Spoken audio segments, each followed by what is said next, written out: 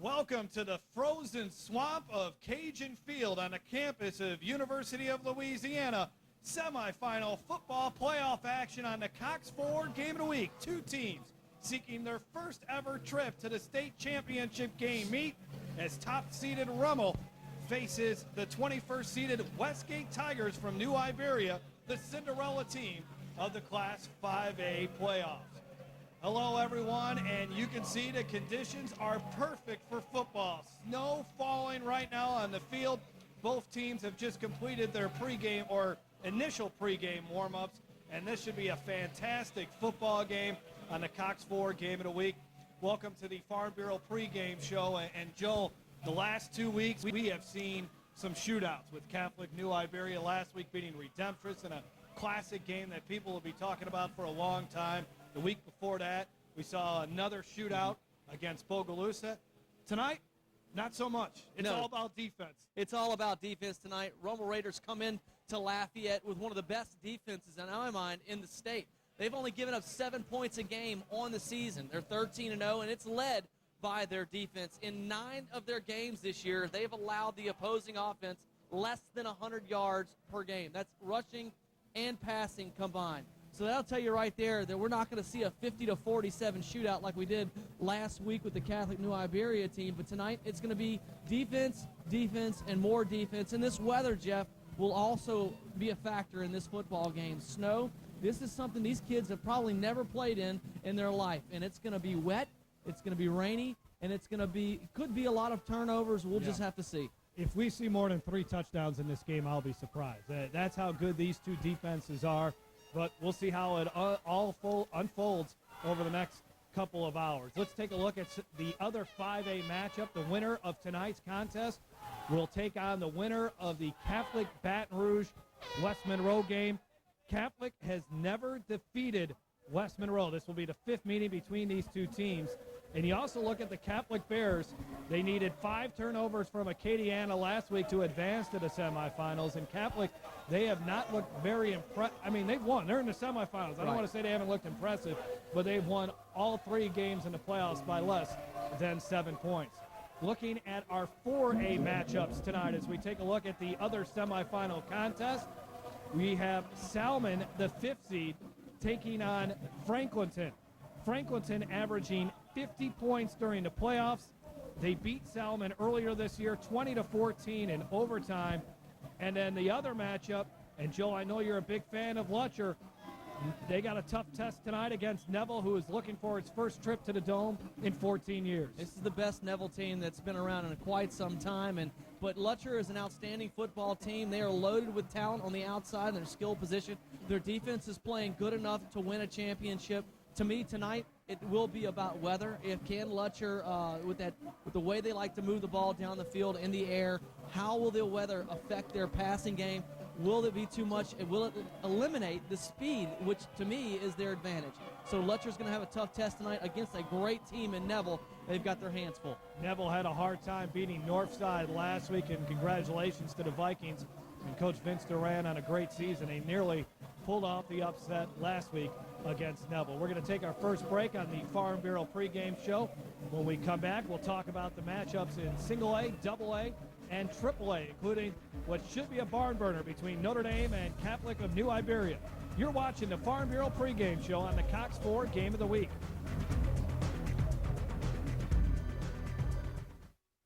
Traveling the road of auto insurance can be tricky, and when all signs point to no, one sign points to yes.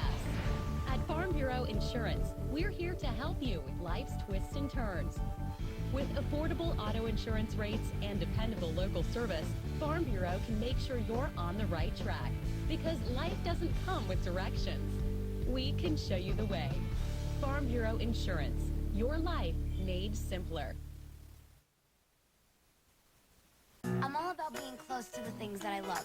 My friends, my phone, and definitely my milk, which is why I'm all about Borden.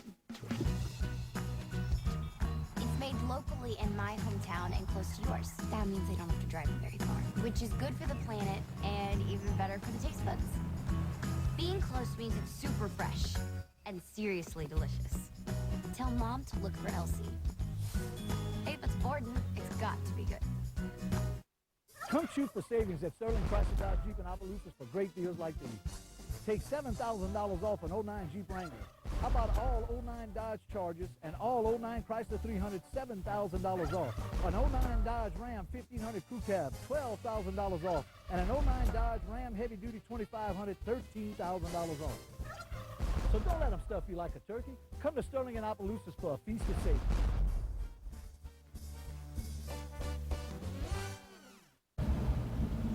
Raising Cane's box combo, please. Good call. You think? You bet. Cane's chicken fingers are always fresh, never ever frozen. Really? Marinated for 24 hours, hand battered and breaded, and cooked to order. Man, that does sound good. You must really love Cane's. Doesn't everyone? Raising Cane's chicken fingers. Thanks. You sure are good at this. Hey, it's my dream job. If you're looking for the skinny on high-def flat-screen TVs, come to AVI. For advice on Dolby Digital surround sound systems, Trust AVI. mobile electronics and custom boxes, Again, it's AVI. even phone and surveillance systems. Come to AVI. And if you really don't know what he wants, AVI gift cards are your answer. that's AVI, professionally installing technology in Acadiana for 20 years. Off Ambassador. Between Sam's and Walmart. Snowy night in Lafayette as we continue with the Farm Bureau pregame show. Jeff Palermo along with Joel Davis.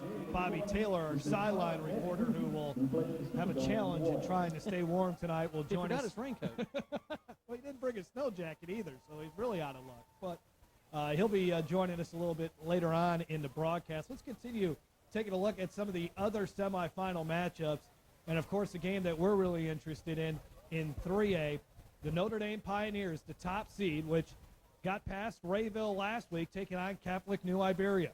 I'm going to call an upset right now. Catholic New Iberia is playing better than they've played in years. They're led by an outstanding quarterback, Bullock, and he is throwing touchdowns, but he's not just throwing touchdowns. He's known for a big arm, but throughout the playoffs, he's been using his legs to dominate opposing defenses. Ask Redemptorist. They went down in a tough battle last week, and it was all about Bullock. He put everything on his shoulder, and tonight Notre Dame, with the outstanding linebacker core and DJ Welter and Hunter Stover, they're going to have their hands full. Now, Bullock hasn't seen a defense that's quite as good as Notre Dame's this year, but I'm going to pull the upset right now. It's going to come down to a field goal. Give it to the Quinlan kid, the kicker, who's been lights out lately within the playoffs with onside kicks, extra points. He hasn't missed anything except for one kick that was very tough in tough conditions. Tonight, I call an upset. Catholic New Iberia wins by a field goal. The Quinlan kid pulls it off. I think you hit on it, though. The matchup in that game is Bullock against Notre Dame's linebackers. Well, that's where Redemptor struggled all last week, was against their linebackers. Their outstanding linebacker was out of that football game tonight.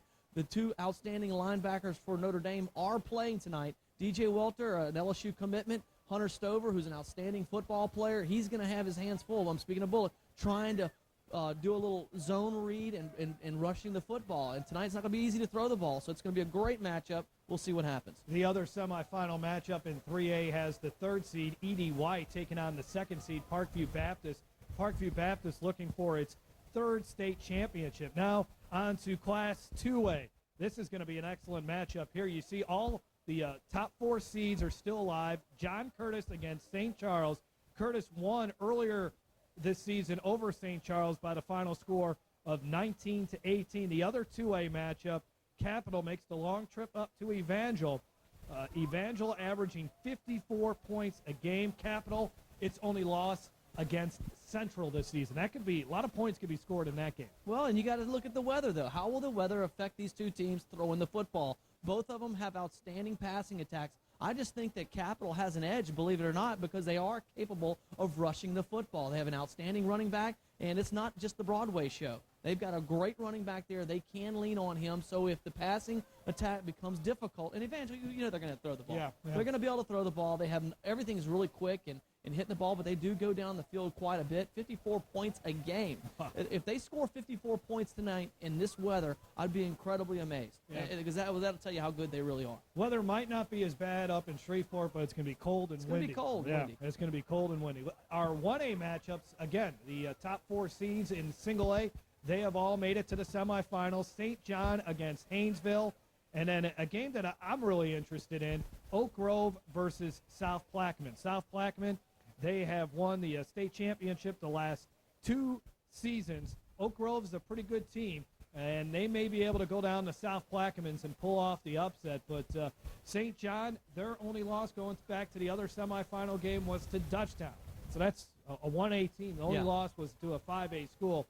And Haynesville has a long history of playing in the Superdome, making long runs in the playoffs. That should be a fantastic game. Our crew in Baton Rouge has that contest. We're going to take a break on the Farm Bureau pregame show, and when we come back, we'll talk more about our 2 teams tonight. First, we'll break down the top seed in 5A, the 13-0 Rummel Raiders. You're watching the Cox 4 Game of the Week.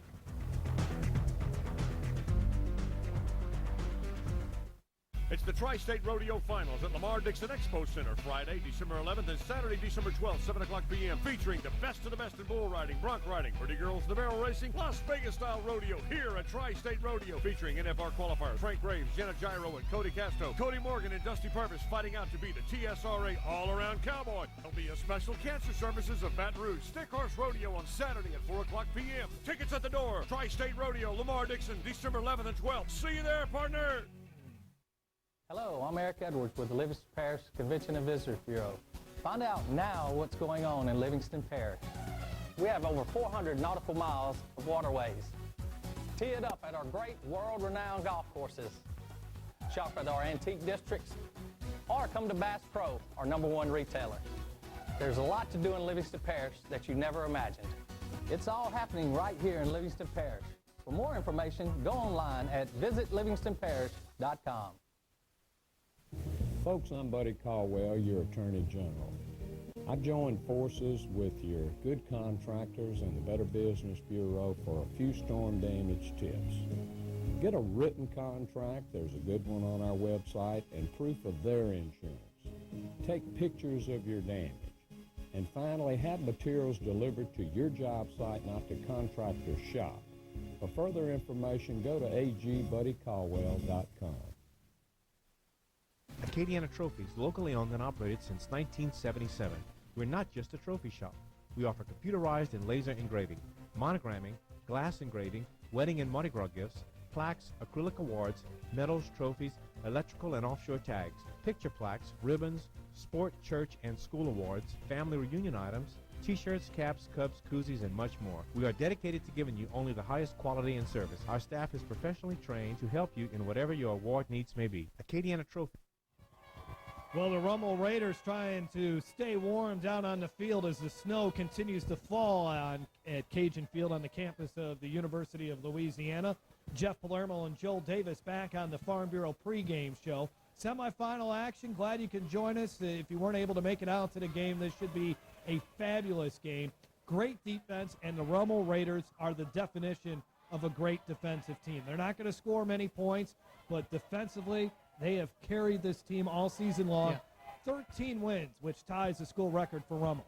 Well, when your offense is only averaging 18 points per game, you're going to have to lean on that defense. It's led by Carvin Johnson, an outstanding free safety who is committed to the University of Michigan. That'll tell you right there the guy can play some football. He loves to hit, and he'll knock you out tonight. I have a feeling he's going to be eyeballing Deontay Spencer, the starting quarterback for the Westgate Tigers. I think this is going to be a one-on-one matchup between him and Deontay, so he'll be targeting him. He's got the range, sideline to sideline speed, so he'll be able to follow Deontay all over the field. This is a team that has won nine of their games. They've been less than 7 points or less. So they're familiar with close matchups, and when the game comes down to the end and it's a tight ball game, their defense tends to step up. They've got 3 games where a turnover ended the game. Turnover, interceptions at the end of games to just seal it and ice it. So tonight you got to expect a little bit of the same. Their first playoff game against Captain Shreve, 1 versus 32 seed. Usually you win by 30 points and you get ready for the second round. They won 10-3 over Captain Shreve. That tells you the type of games that Rummel has played all season long, but it's been very effective as they are 13-0. Earlier tonight, our sideline reporter, Bobby Taylor, had a chance to talk with the Raiders head football coach, Jay Roth. All right, thanks, Jeff. Well, Coach Ross, semifinals, what more do you need to say, right? we could have a foot of snow on the ground. It doesn't matter. It's semifinals. Everybody's excited to be here tonight. Okay, do you think that the weather conditions being as rare as they are tonight, is that going to affect your team or your game plan tonight? I believe a lot of teams have played in wet weather all season. We got a great playing surface. I think it's going to be all right. Okay, and like we said, semifinals, so I'm pretty sure the kids are going to be jacked up, but also they're playing in UL Stadium. That's not an every game situation. No, big time atmosphere tonight. When this game's over tonight, somebody's going to the state finals for the first time in school history. Neither of us have been there, so it's pretty big for both of us. Well, tell me something, Coach. I'm pretty sure you focused on Westgate all week. What worries you about Westgate tonight? Well, we played them about 4 years ago when Coach Fahn was there. They're a very, very strong defensive team, and I worry about them just lining up toe-to-toe and running the ball at us 3 and 4 yards a shot. That's what I'm worried about. Any team is worried when the quarterback is also a running threat, just like you have also. You think practicing against that same thing in practice, does that help you guys prepare more for this game? Well, we'll face a quarterback like Spencer, but, he's a special guy. He'll just sit back there and wait for things to open up, so hopefully we can contain him. All right, well, Coach, you have a task on your hands tonight. I'm pretty sure Westgate does too. Good luck in the game. Thank y'all, guys. Back to you, Jeff. All right, thanks, Bobby, as the snow flurries continue to fall here at Cajun Field. And, Joe, I don't think I've ever seen this before, a semifinal game. Well, I've never seen snow played during a Louisiana high school football game. That's first of all. Neither have I. Second of all, I don't think I ever recall seeing in a semifinal game a freshman quarterback starting, and that's what Rummel has here tonight in Damian Williams. Well, Luke Cartozo, who was a starting quarterback originally, had an outstanding season. He was threw for over 500 yards, had over 5 touchdowns coming into the 8th game of the season. Hurts his knee, he goes down, then they have to bring in a freshman. They have to bring in someone that's talented enough to at least score some points, and Damian is a fantastic quarterback. Damian Williams has been able to put his offense on his lead. I mean, when you have a struggling offensive line, and Rummel, let's be honest, has had a struggling offensive line this year, and to have to protect a freshman quarterback, you got to be a little nervous going into a football game when you got a freshman quarterback at any level that's going to have to lead your team. You have a championship caliber team when your defense is as good as they are. But you know what? Williams has stepped up to the plate all season long. He's got 3 touchdowns, only 2 interceptions passing the football, and that is that is so critical. He's had over 70 attempts, but only 2 interceptions. Just a freshman, ladies and gentlemen. So when you watch him tonight, keep that in mind. That is a big-time step for that young man. And Rummel is also coming off probably its best game of the season, a win over Hahnville in the quarterfinals, 24-7. We'll take another break on the Farm Bureau pregame show, and when we come back, we'll talk about the Westgate Tigers making another strong push in the playoffs. This time they're hoping to reach the Dome. You're watching the Cox 4 Game of the Week Farm Bureau pregame show.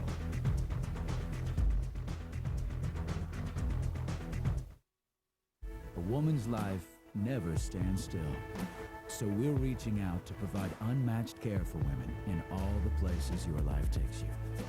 Oxnard Women, 7 hospitals and over 35 health centers, working together to provide specialized care for every age, stage, and condition of a woman's life. From New Orleans and Baton Rouge to the North Shore and the Bayou, Oxnard Women, everywhere you need us.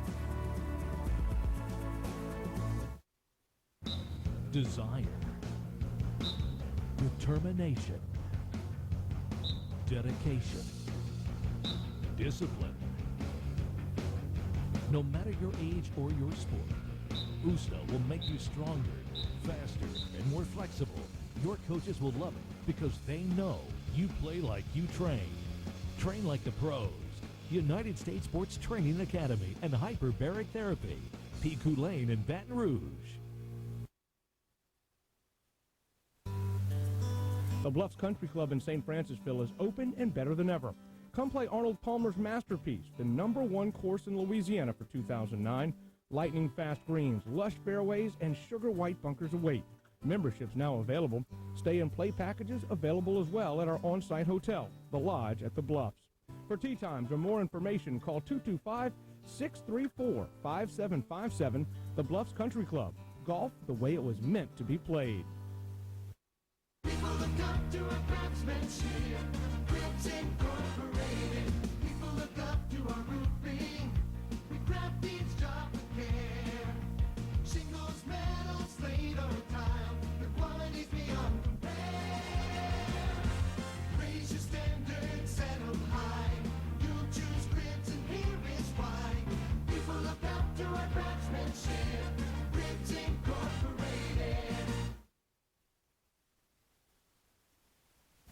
looking for the skinny on high-def flat screen TVs, come to AVI.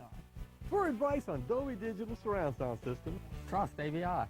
mobile electronics and custom boxes, Again, it's AVI. even phone and surveillance systems. Come to AVI. And if you really don't know what he wants, AVI gift cards are your answer. that's AVI, professionally installing technology in Acadiana for 20 years. Off Ambassador. Between Sears and Walmart. We're back at the frozen swamp at Cajun Field. Jeff Palermo along with Joel Davis on the Farm Bureau pregame show for semifinal action on the Cox Ford Game of the Week. Rummel versus Westgate, and Frosty the Snowman is in attendance for tonight's football game. As you see the frozen rain, half snow coming down on the ground Is right that now. a snowman? That is a snowman. You Wow. don't see too many of them, and that's a very nice snowman as well.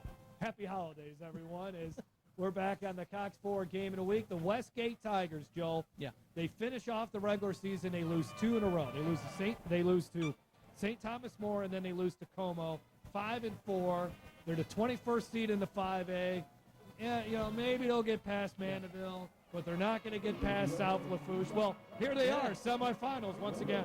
Well, you look at their record. They're only 8-4 in the regular season, and they come into the playoffs, and you don't think that Westgate's going to go very far because they did end the season on 2 losses. But you look at their season and who they played. They had a tough schedule, a tough go of it. I mean, listen to these teams: Bro Bridge, Patterson, Shaw, Eunice, Northside, St. Thomas More, and Como. Those are the teams that they had to play. All those teams were in the playoffs, and they fared very, very well against those teams. They beat Bro Bridge at the time, was ranked number 2 in the state.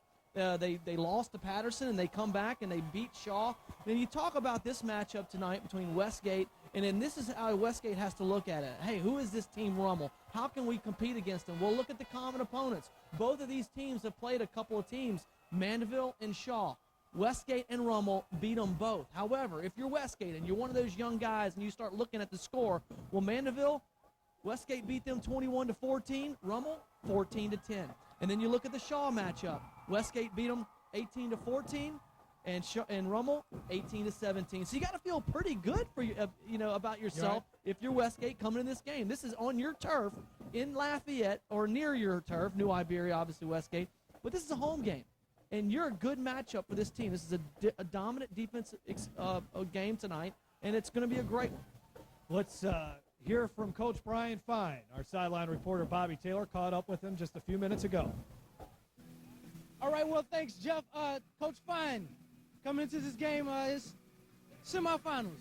The winner goes on to the state championship. I'm pretty sure that's motivation enough for you guys tonight, right? Oh, it is. Our kids are excited, and, this is, probably one of the best nights of football during the high school football season. All right, Coach, you playing a opponent that hasn't lost the game all season.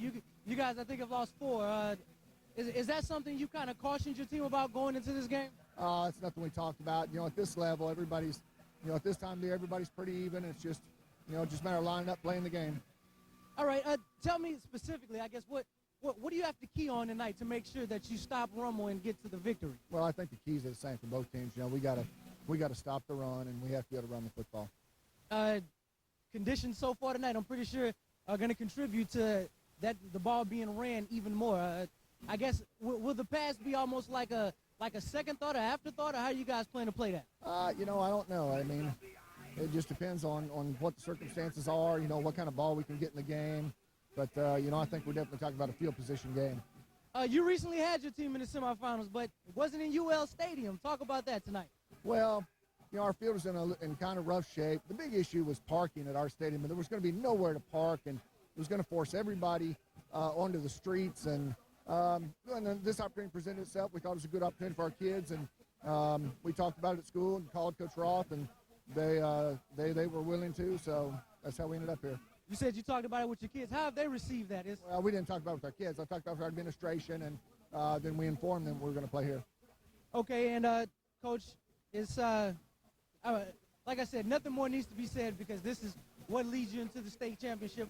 But talk about what this game means to the school. Well, I think it'd be a big win for us. Our basketball team won a state title a couple years ago, and I think this would be a big win for us, big step. School's only 10 years old, and when we come out on top and get to the Superdome, it'll be a great accomplishment for this group of kids. All right, well, thanks, Coach, and good luck in tonight's game. Back to you, Jeff. All right, both teams opening coin toss. We're going to take a break, and when we come back, semifinal action from Cajun Field on the Cox 4 Game of the Week.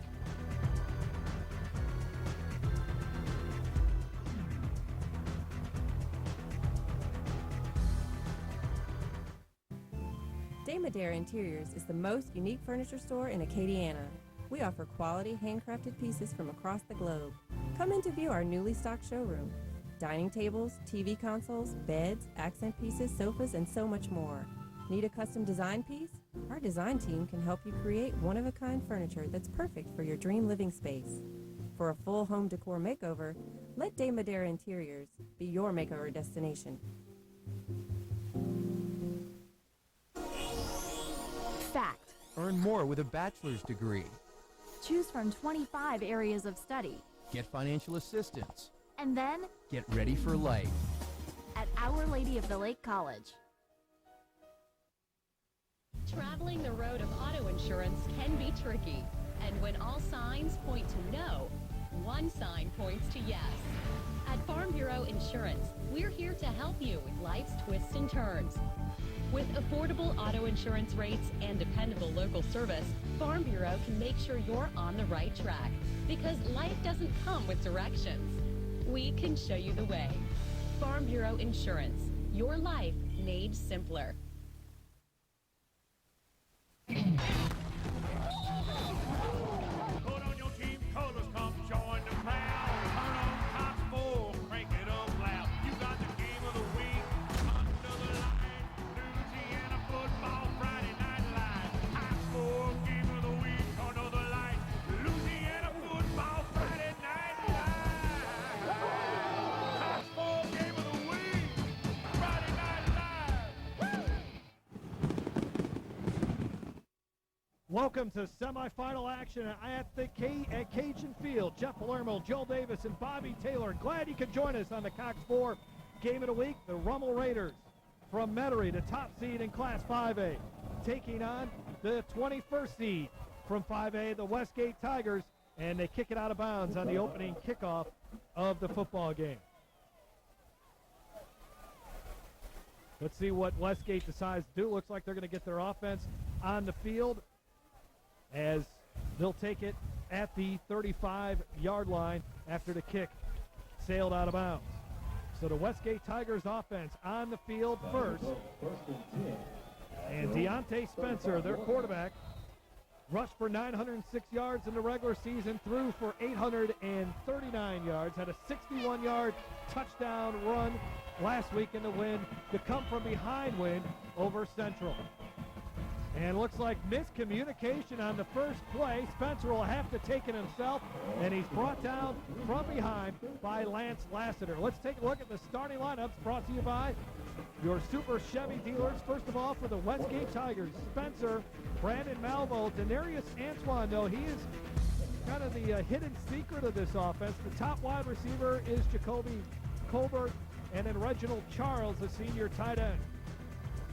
The offensive line looks this way. Linzer Brooks, who's only a sophomore, Broussard, and Trey Pellerin. And they're going to call a 15-yard penalty against Rummel, horse collar on Deontay Spencer.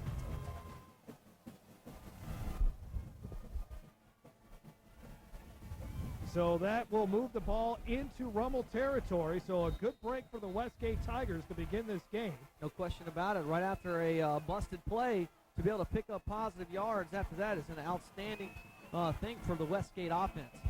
So they have it 1st and 10 at the 47. Now they pitch it off, and that is Antoine, who gets shoved out of bounds after a pickup of only a couple yards, tackled on the play by Ryan McGee. There's the defensive front for the Rummel Raiders, brought to you by our Super Chevy dealers. Miles O'Brien has 11 sacks on the season. The linebackers are very good. Chris Randall, Philip Helmstetter, and then DeJuan Dunbar. And then the secondary, Joe already talked about him, Carvin Johnson, the senior. He is committed to go play football at Michigan. Keep an eye also on Lance Lassiter, number 28. 2nd down and 7 for the Westgate Tigers at the 44-yard line. Spencer keeps it, and he's going to get hammered on the play by Chris Randall. They say he was down before the ball came loose, but a big hit by Chris Randall, one of their top defensive players. It's now time to take a look at our keys to the game, brought to you by Home Furniture. Well, for Rummel, they need to slow down Spencer. Deontay Spencer, an outstanding athlete, is able to run fast downfield, sideways, and north and south.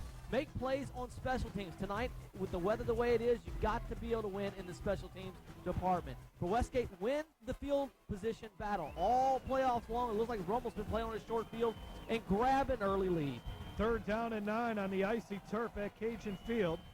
Play action fake. Spencer in trouble, gets away from it, throws downfield, and it was almost intercepted by Carvin Johnson as the pass was behind his intended receiver, Reginald Charles, and it looks like Westgate will have to punt. Yeah, right there. You can see how the wet weather, the wet ball will affect the pass right here. Did a little play action, roll out for Deontay Spencer, sees that he doesn't have a lane to run, so he looks downfield, looks at number 44, he's covered, and then right there he tries to hit Joseph on a crossing route, and he just was not open. And probably the best thing that happened right there was overthrowing the football. Segan Virginal to punt it away, and it's a decent punt, and it's going to be taken by Carvin Johnson. Look out, he's got a lot of room down that far sidelines, and then he was shoved out of bounds at about the 40-yard line, actually going to mark him down at the 37. Thought Reginald Charles was blocked in the back on that punt return. Let's now send it over to Lee Burkeen of LA Football Magazine.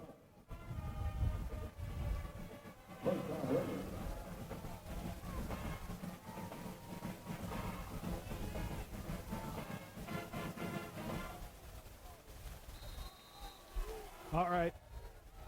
Well, we'll get to Lee here in a second after this first down play for the Rummel Raiders. Their freshman quarterback lined up, shotgun formation, and they run right up the middle, and they get nothing on the play. Let's now throw it to Lee Burkeen of LA Football Magazine.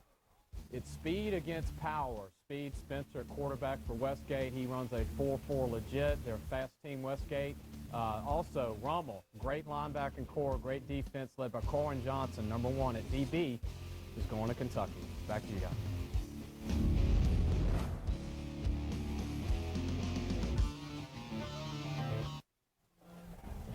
Don't forget to check out Lee Burkeen's show every Tuesday night live at 6:30. Shotgun formation once again here for the Rummel Raiders, and a quick pass out to Johnson. Johnson trying to get a couple blockers, and then he steered out of bounds at the 37-yard line. Only a pickup of 3 brings up 3rd down and long for the Raiders. Let's take a look at their starting offensive unit, brought to you by our Super Chevy dealers. Damian Williams, Ahmad Brown, an excellent running back for them, has rushed for over 800 yards this season. A powerful fullback in Sam Barnes. Corey Murphy, Russell Zimmerman, and Garrett LaRue, the senior. The offensive line, very young, and they have struggled this season, but hoping for a good performance here tonight. Dominic Filich, a sophomore, is the standout of that group, number 77. 3rd down and 8 for Rummel. Damian Williams will hand it off, and there is nothing there. Just a pile up right at the line of scrimmage as Westgate's defense comes to play on the first drive. Ahmad Brown on the carry for the Raiders. 4th down for Rummel, and here's a look at the Westgate Tigers starting front. Datron Turner, Reginald Charles, Torrance Benjamin, Duval Jackson. An excellent front four. The linebackers, Livingston, Jackson, and Sean Benjamin. And then the secondary, Torrey Wilson, Malcolm Landry, Kendrick Porter, and then the free safety, Segan Virginal. On the punt for Rummel, and they are excellent in special teams. That is Mark Raziano, who has had an excellent season this year. High snap, has to back up on it. Luckily, he had plenty of time to boot it away. Westgate lets that fall, and then it's fielded by a Rummel player, Sorrell Grayson. Let's take a quick break on the Cox 4 Game of the Week. When you see this, you're going to save a ton of this. But you don't have much of this. So hurry to your Super Chevy dealer's giant year-end red tag event going on right now. Get $4,500 cash back on brand new Silverados and Tahoes. Or get $500 cash back and get 0% for 72 months. Plus, get rock-bottom red tag prices on every new Chevy at your Super Chevy dealers today. Hand off to Brandon Malvo on the first play from scrimmage on the second drive of the night for Westgate, and he powers his way for about 3 or 4 yards. Jeremy New, a senior defensive tackle, made the stop for Rummel. Yeah, Jeremy New, 5'11", 240 pounds, is able to man that middle, and he's been a stud all year long. He's a type of guy that when you run inside, he's going to be the first guy you meet. Second down and 6 for Westgate. Spencer underneath center, and they pitch it out to Antoine, and he's got some room. 45, 50, 45, it's a foot race. 30, 25, 20, tripped up from behind all the way to the 15-yard line. Chris Randall makes the touchdown saving tackle. I told you, Denarius Antoine, he is the secret weapon of this Westgate offense. Wow, what an outstanding run right here. Number 30 takes the hold. Great blocking out front, but check out number 41 right here, who never gives up on the play. An outstanding athlete. Chased him down from behind. Chris Randall, all district honors in 08. Pressures the quarterback well, but that right there was a game-saving tackle, because this is going to be one of those games. It's going to be low scoring. Every point counts in this football game. Westgate inside the Red Bull red zone as they hand it off to Malvo, who moves the pile ahead for about 4 to the 11-yard line. Second down and 7. Yeah, by them not scoring right there, this is where Rummel really plays well. Inside the red zone, or the Red Bull red zone, they stiffen up. Very difficult to score on them once you get down close to the end zone. They really like to tighten things up.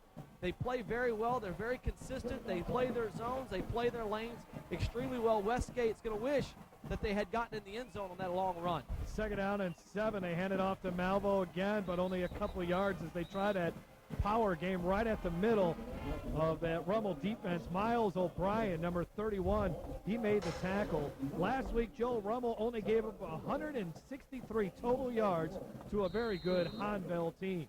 Well, and I'm sure they're shocked by Antoine's big-time run right there. It was a huge, huge gap for him to run through, and it was a parting of the Red Sea. And he took advantage of it, ran down the field, picked up huge yards. But once again, I got to keep going back to it.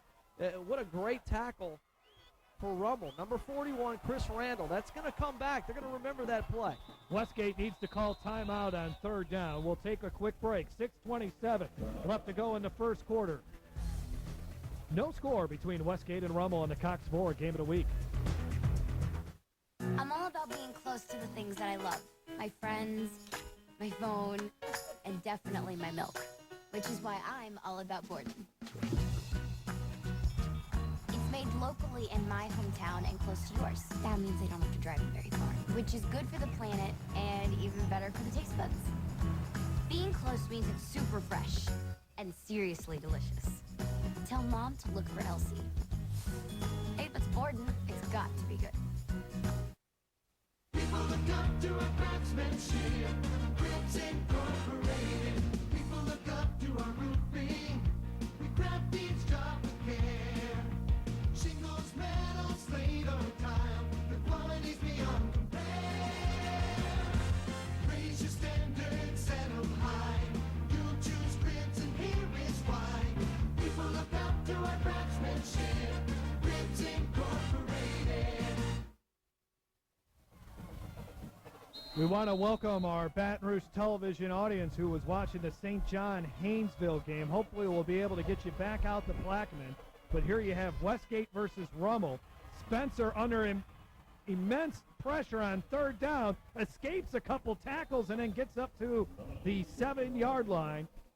And he'll be stopped short. That will set up a field goal try for Westgate. Segan Virginal, who's an excellent field goal kicker. Right here on your David Dare replay, Chris Randall, again, number 41, coming in from his weak side linebacker position, making the first play on Deontay Spencer to try to string him out further to the sideline where his defending buddies are able to make a play on the football. Like I said, that whole defensive strategy there went to put when the big run. But I tell you what, Chris Randall made outstanding play after outstanding play to keep Westgate out of the end zone. Westgate is going for it on 4th and 3 from the 7. And a handoff. Malvo puts his head down. Does he have enough? It's very close. He short, Jeff. Let's go down to the sidelines. Bobby Taylor with the Louisiana Dairy Board sideline report. Bobby, does he have it? Looks like he does from the spot by the official on the near sideline. Looks like they do maybe have the first down. Now, I said that Westgate's got a good field goal kicker. Great run by Malvo there as you look at it on the De Madera replay. But on this icy turf, Joe, I don't know if you want a chance field goal.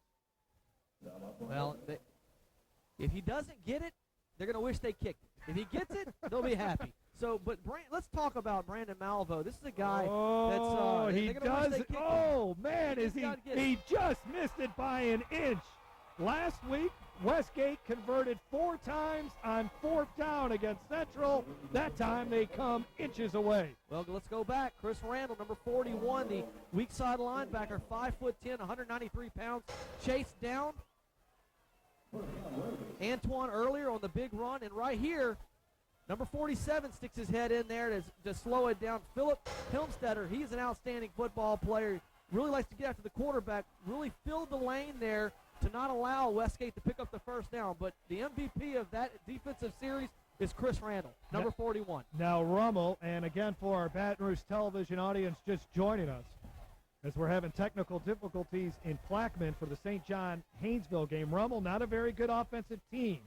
They win with defense, but they got a nice run there to get them out of a hole. And on the carry was J.J. Brown, a sophomore, 5'5", 153 pounds, as he picked up 8 yards off the right side. Take an eye right here, 4-on-4. Segan Virginal right here comes in and just lays a hit on the other number 4, the Rummel 4. But all your first quarter replays are brought to you by De Madera, located at 610 West Pinhook in Lafayette. 2nd down and 2 for Rummel. Man in motion to the near side. And they hand it off to the tailback. Virginal gets another big hit, this time on Terrence Jones. The ball may have came loose. They're going to say he was down, though, on the play. Man, I tell you what, Virginal came to play some football tonight. He is laying the wood. Look at it. He likes the snow. He came in, and he was split out wide on the wide receiver, and then slowly moved in. He slowly moved in as the cadence moved closer to the snap, and he blitzed on the play. He blitzed on the play, and that's why he was able to get there and lay the lumber. But it's a first down for Jay Roth and company and the Rummel Raiders. 1st and 10 at the 16-yard line after the run by the freshman, Terrence Jones. Brown gets a carry, and he is eliminated on the play.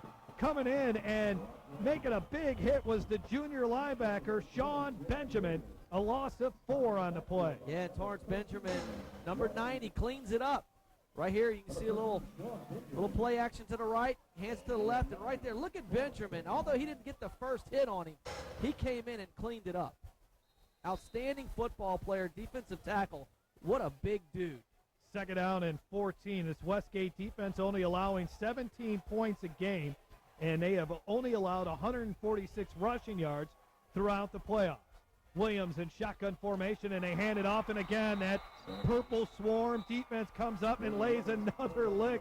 Number 43 that time for Westgate, and we don't have a 43 on our roster. We'll have to send Bobby to try to find out who that is, but that may have been Datron Turner if I had a guess.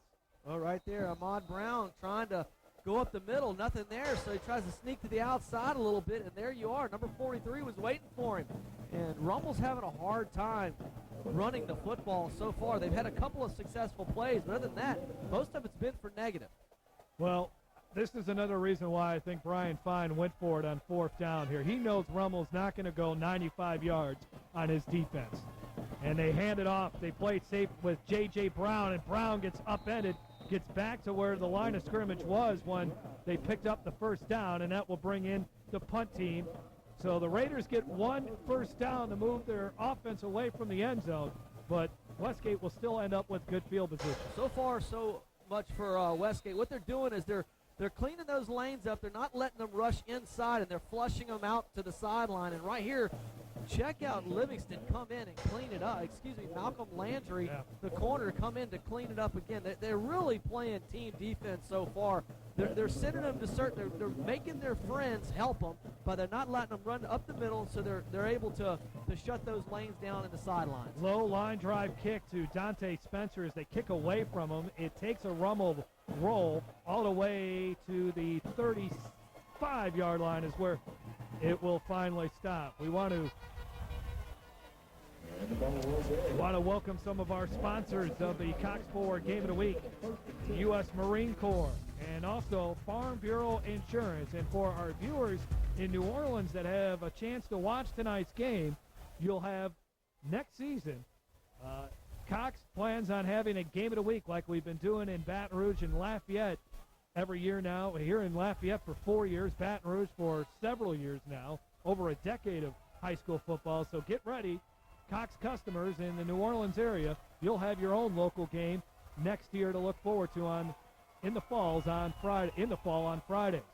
Pitch out on 1st and 10, and nothing happening that time for Antoine, who broke off that long run on the last drive for Westgate. So far, what I've noticed the most in this football game is just how physical both football teams are. A lot of speed for Rummel on the defensive side of the football. What they have to be worried about tonight, does Westgate have the speed on offense that can match them? I haven't seen the speed on Rummel's offense to stay with Westgate's defense, but I think the advantage so far right now is Westgate. They do have the speed to compete against an outstanding Rummel defense. 2nd down and 7. Malvo the fullback, Antoine the tailback. 4 down defensive lineman for Rummel. Play action fake.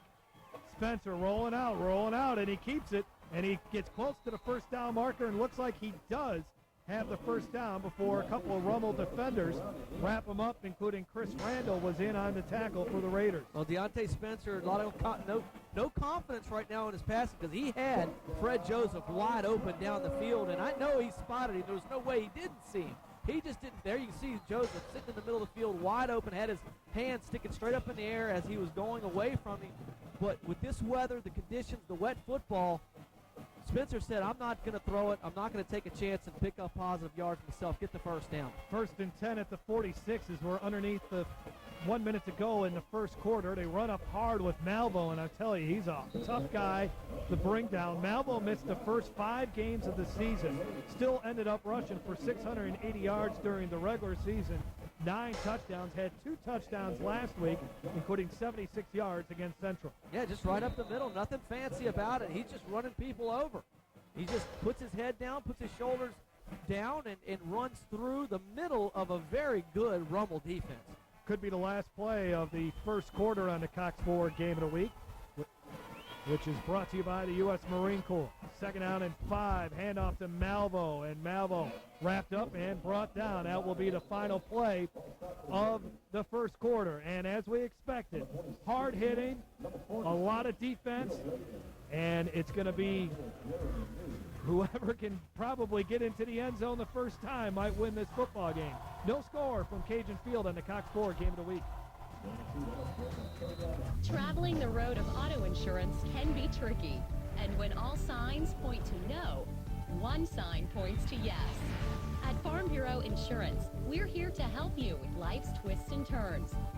With affordable auto insurance rates and dependable local service, Farm Bureau can make sure you're on the right track, because life doesn't come with directions. We can show you the way. Farm Bureau Insurance, your life made simpler.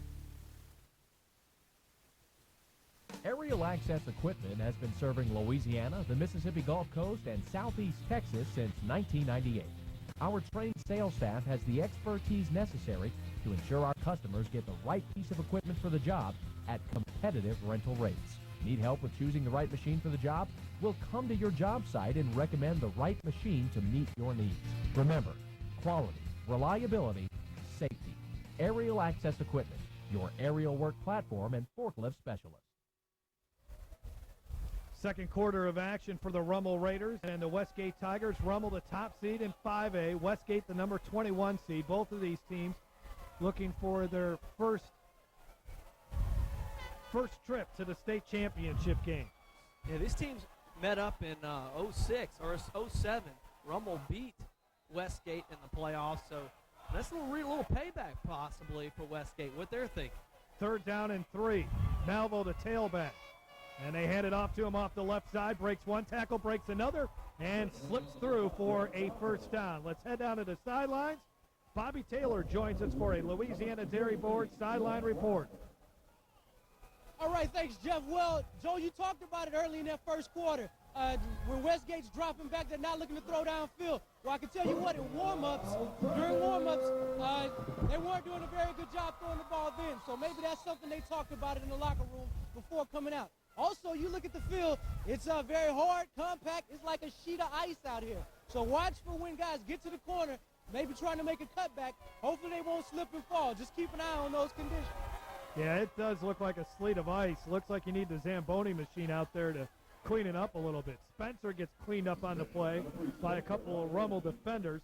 Lance Lassiter and Carvin Johnson, the defensive secondary, converge on the tackle on Spencer. Yeah, that's your first look at Carvin Johnson in this football game. A little play action, design run for Spencer, but check out Carvin Johnson to come in and just textbook. Yeah, he's really fantastic football player. He's got great size, 6'1", 190 pounds, and he's going to get bigger. He's going to get stronger, and he's a guy that could possibly start as a freshman. 2nd down and 8.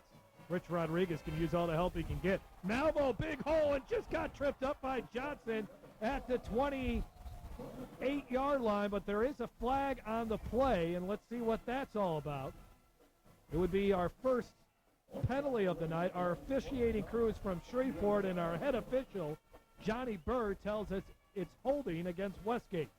Yeah, unfortunate for Westgate because that's a big play, and Carvin Johnson showing again that he's an outstanding football player making that tackle. Holding on the offense, 10-yard penalty from the spot of the foul. Replay 2nd down. You know, Westgate earlier had an opportunity to score on a touchdown in the first quarter. Were not able to do it. Went for it on 4th down inside their own 10-yard line. You can see. There's the hold. Yeah, you saw it right there. But 74. But you know, this is an outstanding football team. You know, right now I have a feeling Westgate's a little shocked at the team speed on offense that Westgate has. This is a team that's been up and down all season long offensively. They have explosive games, and they have games where they kind of disappeared. Well, tonight, they look like they've come to play. They've had a lot of injuries on this offensive unit, which has kept them down. Spencer looking deep now, throws it. There's a flag down, and I'm not sure exactly what that's all about. Is the nearest intended receiver was Denarius Antoine. Illegal contact would, to me, could possibly be what it was, because he looked like he was wanting to throw the football, and he didn't like what he saw. Illegal man downfield. How do you like that call, Joe Davis? Completely freaking wrong. Completely wrong. It's not the first time you've been wrong this season. No, absolutely not. Absolutely not. It wouldn't be Cox 4 game of the week without me being a little wrong at least once in a while. Well, what a night for football, though, Joe. We've kind of commented on it a little bit. I mean, this is, who would have thought? It's outstanding. Let's hear from Johnny Bird. Ineligible downfield on the offense. Penalties decline. 3rd down. Tell you this, if we get a shot of the Rummel, and again, we're at Cajun Field, so it's kind of hard to judge maybe crowd size, but I would say that is still 3 times as many people that I thought would be here from Rummel. They have brought a lot of people, and Westgate has brought a good crowd too. A lot of their crowd is underneath the bleachers trying to stay dry. Well, Rummel had 7,000 people at their game last week. Yeah. Not quite 7,000 tonight, but a lot. 3rd down and 14. They play it safe with the pitch to Malvo. Malvo shakes a couple tacklers, gets into the clear, very close to a first down, and I think he's got it. He absolutely has it. And Malvo's come to play some football, and you mentioned it earlier. This is a guy that missed 5 games early in the season. Right now, he's close to 700. Well, coming into this game, he's close to 700 yards rushing and 9 touchdowns. This is a guy that runs the ball inside, can run it outside with his teams, with his speed. But first and foremost, he likes to bang skulls. He likes to go inside and look for those linebackers and try to lay them out. There's the Rummel faithful that have made the trip up from Metairie, and hopefully they'll be able to get home okay tonight. The traveling conditions are not going to be pretty. As you take a look at that field there, Joel, just ice all over the place. I think he's got it. as they have to bring the sticks all the way from the other. I don't know why the football is all the way on the – I mean, he was tackled in the middle of the field unless I missed something. I don't know how the football ended up over there. There's Brian Fine in the beige hood. Over there. First Icy. down. It's amazing. Isn't it not amazing how good my eyes are? Oh, that's unbelievable.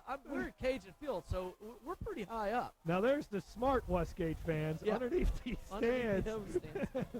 Trying to stay out of the snow, but how many times in your lifetime in Louisiana, especially South Louisiana, that you're going to be able to watch a game in snow? I don't know, but right now I'm watching a game at Cajun Field. I'm watching a bunch of fleas down there with jerseys. We're way up here. We can't see a thing.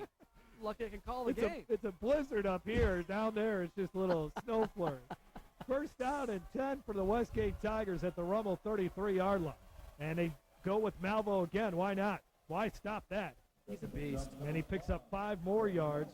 Jeremy New in on the stop. I tell you what, Joel, in a game like this, you better make sure you wrap up because one missed tackle is going to lead to a big play. Well, and not only that, wrap up because if you just kind of like reach out and to touch someone and you don't really try to take them down, if you touch someone and you don't wrap up, it's going to take that hunk of skin off. Yeah. It's so cold down there, your skin is not going to stay on. Second down and 5. I formation, Malvo. They give it to Antoine up the middle, and he maybe a yard or two. Miles O'Brien in on the stop. Go ahead, Joe. Well, if the viewers are as confused as possibly you were, well, what I mean is when you wrap up, you take a direct hit. Yeah. When you don't wrap up, you take these grazing hits. You understand what I'm saying? And that's where the skin goes flying. I would rather take a direct hit in this type of weather than a grazing hit because I like to keep my skin intact. I understand. And on a cold night like tonight, man, you'd rather take the full hit than a minor hit because the minor hit's going to hurt worse. Absolutely. 3rd and 5. Pitch out to Malvo. Malvo's got a hole and a first down. Wrapped up and thrown down by Carter Johnson, who has come to play tonight. But Malvo, he is getting some room to run, and he is been able to move the chains for Westgate. He's hitting the hole hard, and the thing is, the key word there is the hole. Look at the size of the hole he's able to go through, and the first person that meets him is Carvin Johnson. He's the free safety. That shouldn't be the way it is, but right now it is. Johnson, 74 tackles on the season, 7 interceptions. We said that he is a commitment to the University of Michigan. The Wolverines coaching staff, they have a lot of connections to Louisiana, Gulf Coast area. Oh, busted play here. Spencer now running for his life, picks up a block, and he'll actually get maybe a yard or two on the play as he was finally knocked out of bounds by Michael Langley. But that was the big reason why Carvin Johnson decided to go to Michigan. 1, to play for a great coach like Rick Rodriguez, and 2, really felt comfortable with the coaching staff, especially since a lot of them from this region of the country. Well, this is not the first busted play we've seen tonight. This is at least the 3rd busted play by Westgate. But look at the Langley. Look at Langley, number 21. He's able to stay man up with Spencer. Spencer usually jukes that guy and is able to get the corner. But you got to give credit to number 21, Michael Langley, the cornerback, the senior cornerback, 165 pounds, able to stay with the athletic Deontay Spencer. Westgate tried to go to the air again, and the pass underthrows the tight end Reginald Charles. So that brings up 3rd and 8 as Westgate has entered the Red Bull red zone. That also was the 13th play of this drive. And what a difference a week makes, Joel. It would have been already 28-21 if you were watching Catholic and Redemptress as we were a week ago. What was that, 28-27 and a Yeah, half? yeah. And this half still has a little over 7 minutes, so you're right. You're about 28-21 is about when we got a little punt return action last week. Tonight, special teams should be a factor at some point. Earlier, the Westgate's offense did not put their kicking game out there. They went for it on 4th down, but this is a big 3rd down. 3rd and 7. Spencer underneath center. Pitch out. Malvo can't handle it, and Rummel recovers the loose fumble. Rummel Raiders come up with another stand. They've been pulling off turnovers all season long. Coming up with the football for Rummel was Ben Jefferson, and Westgate's offense denied again, 2nd time tonight, inside the red zone, and they come away with no points. Yeah, there's been a little miscommunication between Deontay Spencer and Malvo, and that's just a little pitch to Malvo. He's designed to go right off tackle and guard, and He unfortunately wasn't able to hang on to the football. So once again, a game that could be 6-0 with 2 field goals is now still 0-0, and you're letting Rummel right back into this game. And that is Ahmad Brown, who gets about 5 yards off the right side. So far, Westgate has dominated this football game offensively and defensively, and they have absolutely nothing to show for it. 2nd down and 5, and, I have a feeling, obviously this is the first time we've seen Rummel play all year, but I have a feeling this is how a lot of their games have gone. Yeah, this is just smash mouth, lip busting, neck cracking football. Well, in Rummel's first playoff game, I mentioned it earlier in the Farm Bureau pregame show, they won 10-3 over Captain Tree. They only had 135 yards of total offense in that game. 2nd down and 6, shotgun formation, and it was a direct snap to Ahmad Brown as they run the Wildcat, and they only get a couple of yards. You can see the difference between these two offenses. Both offenses like to run the football. However, Westgate likes to line up a lot in the I formation, single back formations, and everything's really tight. Maybe one receiver out wide, but you look at Rummel's offense, they like to spread you out a little bit and still try to run the football. 3rd down and 4. And look at the Westgate cheerleaders. That's a good way to stay warm, though, Jill. Well, I was doing jumping jacks. You were, but I told you to stop because you're going to knock the press box down. It's nice enough that UL has allowed us to use their field. We don't want to destroy it. Williams under trouble, and he throws it, and he's lucky it wasn't picked off, as Malcolm Landry was in the vicinity, and Rummel goes 3 and out on its 3rd drive of the night. Both of these quarterbacks are below 50% passers, so you're not going to see a lot of plays in the passing game tonight. Really simple routes are what these guys can complete, but anything that's 10 to 15 yards down the field are a lot more difficult for these guys to complete, especially when they're under duress, such as that play. And did Williams get hammered on the play. So Raziano in the punt last week against Honville averaged 34 yards a punt. And for the season, my hands are so cold I can't move the stat pages fast enough. Raziano gets it off here, and that's a bad punt as it sails out of bounds. For the season, he's been averaging 35.5 yards. Westgate has the ball when we come back on the Cox Ford Game of the Week. When you see this, you're going to save a ton of this. But you don't have much of this. So hurry to your Super Chevy dealer's giant year-end red tag event going on right now. Get $4,500 cash back on brand new Silverados and Tahoes, or get $500 cash back and get 0% for 72 months. Plus, get rock bottom red tag prices on every new Chevy at your Super Chevy dealers today. Westgate has it again after the defense pulled off a 3 and out, and nothing doing that time for Westgate as Antoine had the carry, sent it down to the frosty field. Bobby Taylor with the Louisiana Dairy Board sideline report. Well, it was a little funny, Joel. I think you just said that you bet this is the way that Rummel's defense has gone all season. As soon as I walked up to their sideline, the defensive coordinator would say, hey, nobody's moved the ball like this on us all season. What's wrong with you guys? He was talking to him, trying to hype up that defense, let them know that it hadn't happened all season. It can't start now in the semifinals. Also, Rummel has a nice little space heater over here. I think I'm going to go warm up to that right quick. Well, quick pass, I'm sorry, Joe. Quick pass out to Fred Joseph for 5 yards. Yeah, that was a lateral right there. Yeah. So they got to be real careful with those passes. It's going to end up in turnovers. But I got to be honest with you. If you're viewing this game right here on your Farm Bureau replay, you can see this is an actual lateral. And good play right there from the receiver to haul that ball in and pick up some positive yards. Could have been a turnover. But if we seem to mumble or not make any sense during this broadcast, we really are much better than that. The problem is we're frostbitten, okay? Our tongues are frostbitten, our toes. We're not used to this, and neither are the players. Spencer keeps it himself on 3rd and 6. Good job by the Rummel defense.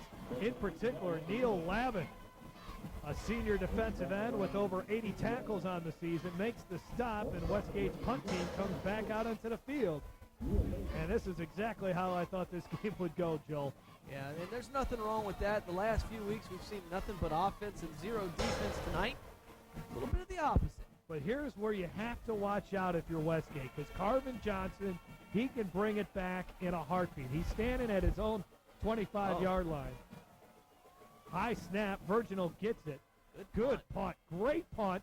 And Johnson, might have made a mistake by fielding that ball, and he did. I thought it had a chance to get into the end zone. He fielded it, and now Rummel has horrible field position at its own 4-yard line. But an outstanding tackle, special teams tackle right there by number 27 of Westgate. And if I could find my roster, because that thing's frozen too, number 27, Ronnie Shello, number 27 comes flying in there. Well, maybe it was 27. I can't see anything.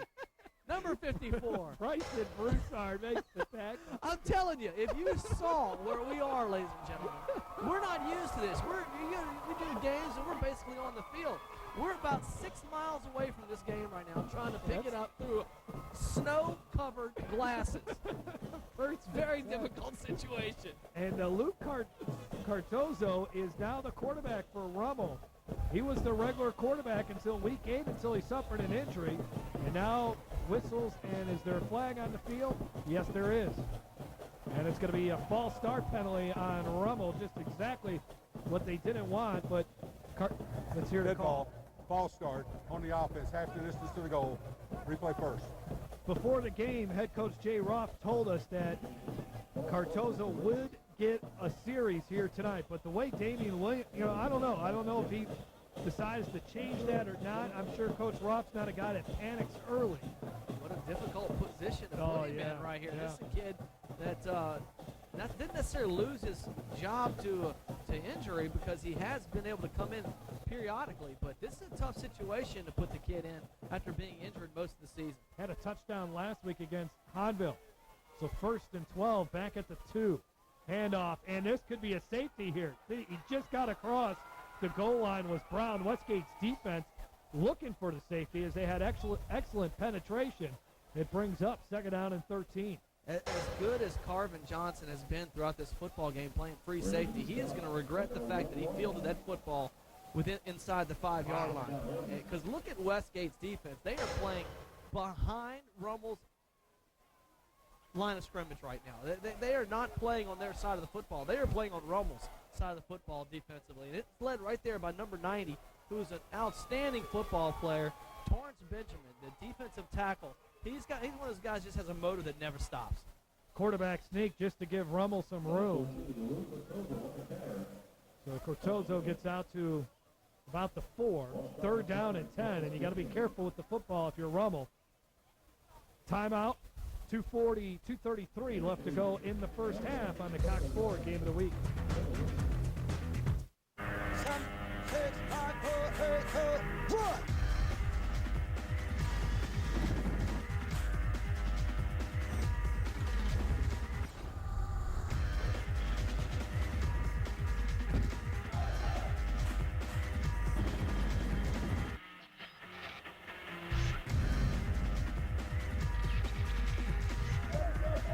The few, the proud, the Marines.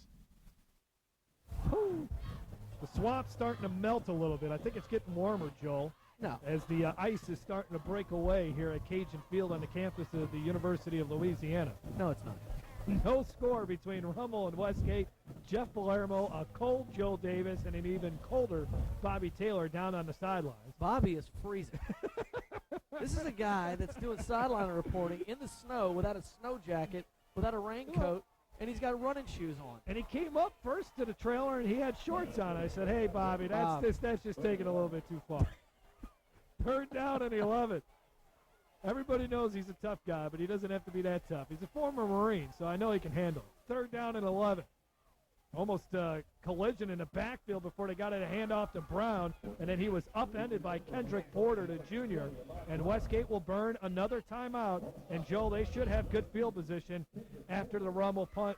Well, they're calling timeouts because it's just under 3 minutes left to go here in the first half, and they're not a quick strike offense, so they need the extra time to run the football. They should have the football on Rummel's side of the 50. So good timeout.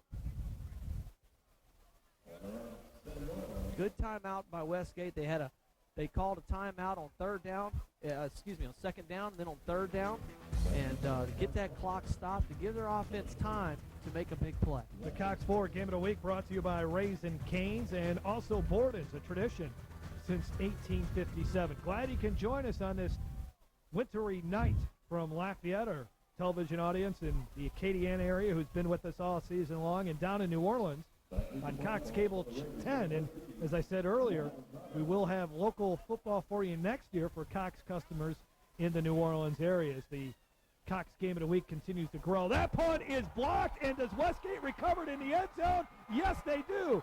Falling on the football is Denarius Antoine. Malcolm Landry came untouched, and Westgate has the lead. Outstanding special teams play, and one of the keys to victory in this football game is to play well on special teams. Well, the first mistake was Carvin Johnson retrieving the football inside his 5-yard line, thinking he could make a big play. He wasn't able to. Right there, you look at number 31 making the big block, and then number 30, his brother in crime, able to pick up that football and get the easy touch. Now the extra point try. Virginal will try to give Westgate a 7-0 lead. A high snap, and now taking it is Richard Morey. Morey will get brought down at the 8 as Chris Randall tackled him, but Westgate takes the lead. Those are precious points on the scoreboard. 6-0 Westgate. 2:27 left to go in the first half on the Cox 4 Game of the Week. Hello, I'm Eric Edwards with the Livingston Parish Convention and Visitors Bureau. Find out now what's going on in Livingston Parish. We have over 400 nautical miles of waterways. Tee it up at our great world-renowned golf courses. Shop at our antique districts, or come to Bass Pro, our #1 retailer. There's a lot to do in Livingston Parish that you never imagined. It's all happening right here in Livingston Parish. For more information, go online at visitlivingstonparish.com. 6-0 is our score. Westgate after the block punt by Malcolm Landry, and then Denarius Antoine fielded it. And that is our scoring recap brought to you by the Louisiana Department of Justice. I don't know if we'll have another scoring drive tonight. 6-0 Westgate, the Cinderella team, the number 21 seed, leading the top seed Rummel. And, well, saying at break, Joe, because of these weather conditions, I think, and there's not too many other big matchups like this where you have a 20 versus a 1. You got it with Catholic and Notre Dame.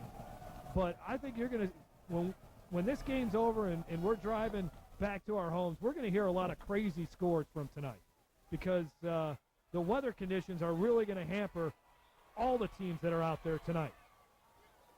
Good return there for Rummel, Cyril Grayson, but tackled at the 28. Westgate's just hit right now. They have come to hit somebody tonight. They've come to hit somebody tonight, and every time Rummel carries the football, whether it be rushing the football or returns on kickoffs or punts, Westgate is hitting them right in the mouth and letting them know that you're a little bit north of where you're used to being. And we play football over here pretty tough and bloody in the Acadiana area. Acadiana is known for its smash mouth football, and it's probably got some of the best football in the state of Louisiana right here in the Acadiana area. Damian Williams, and a double pass possibly to Johnson, but Virginal snuffed it out. And Johnson he almost got drilled all the way back to Ann Arbor on that hit. Big time hit by Virginal, and they lose 8 yards to the 20. Boy, he sniffed this thing out. I mean, it was like a rat to cheese. Oh, Look man. at that. And he is very fortunate to hang on to the football because that would have been a turnover because that was a lateral pass. Joe, that's just good scouting. I'm sure Westgate has seen that on tape before. That's still more play, and Virginal knew exactly where it was coming, and he was right there. Second out and 18, under 2 minutes to go in this first half. And now they'll play it safe, and, man, they are just going backwards. As nothing happening, Brown makes the tackle. And they're Brown on the carry. Tyler Jackson on the tackle. And you can see right there Ahmad Brown get up. He is frustrated. He doesn't feel like he's had one running lane. His offensive line is just not able to block Westgate's defensive line to this point in the football game. And Westgate, that guy right there, number 43, was dominant on that play. third down and a long way to go. They need to get to the 37, and they're at the 18. So 3rd and 19 as we hit the 1-minute mark of a tough first half offensively for Rummel. Direct snap to Brown, and he gets hit immediately. Westgate, I do not believe they have any timeouts at this point, so the clock will just continue to roll, and they're going to come after this punt. Why not? They were able to block the last one, and like I was talking about earlier, Westgate is playing on Rummel's side of the line of scrimmage, and until Rummel is able to block that front 7 of Westgate, it's going to be a long night. They're going to end up with less than 100 yards total offense. Well, they're going to have to make some adjustments at halftime and try to figure out a way to move the ball against Westgate. At least Westgate has been able to move the football on Rummel, but the Raiders, they have done nothing all night offensively. And they've struggled on the offensive side of the football all season long, although they did have a big game last week. Rummel calls a timeout as they tried to milk as much time off the clock. So 12 seconds left. Coming up in the Livingston Parish Convention and Visitors Bureau halftime show, we'll look at our first half highlights, and we'll break this game down even more and talk about the keys to the second half. 6-0 Westgate. Max protection here, Joe, I would think.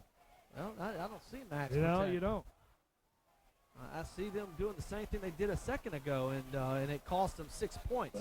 So I don't believe that Westgate, with just 12 seconds left to go in this first half, I can't believe they wouldn't go after him. Graziano this time gets a good snap, and he's able to punt it away. Good punt, takes a Rummel bounce, and how much time's going to be left by the time and that's it. So that punt takes off the 12 seconds on the clock. 6-0. The score, Westgate leading Rummel as they head into the locker room. Bobby Taylor has been able to grab Coach Brian Fine before he goes into the locker room for some warmth and dry weather. Let's head it down to the sidelines. Bobby Taylor has Brian Fine on this Louisiana Dairy Board sideline report. All right, thanks, Jeff. Well, Coach, you're up 6-0 at the half. Did that go pretty much how you expected? That's pretty much kind of game we expected, a field position game, and we kind of got the best of field position in the first half. We'll see what happens here in the second half. It seemed like you guys came out just ready to win this game, Coach. Talk a little bit about your corner, Virginal. Made some big plays there, right? He had some big hits. We're playing pretty good defense right now, and now, that's the key for us. It's been the key. And anything going to change in the second half? Pretty much the same. I think, you're probably going to look at more of the same. All right, thanks, Coach, and good luck in the second half. Well, there you have it. We have an ice bowl, and we have a slugfest on defense so far. Special teams playing a role as Westgate is up 6-0 at half here at the semifinals.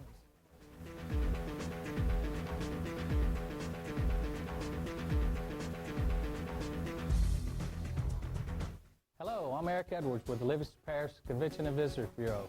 Find out now what's going on in Livingston Parish. We have over 400 nautical miles of waterways. Tee it up at our great world-renowned golf courses. Shop at our antique districts, or come to Bass Pro, our #1 retailer. There's a lot to do in Livingston Parish that you never imagined. It's all happening right here in Livingston Parish. For more information, go online at visitlivingstonparish.com. I'm all about being close to the things that I love. My friends, my phone, and definitely my milk. Which is why I'm all about Borden. It's made locally in my hometown and close to yours. That means I don't have to drive it very far. Which is good for the planet and even better for the taste buds. Being close means it's super fresh and seriously delicious. Tell Mom to look for Elsie. Hey, if it's Borden, it's got to be good.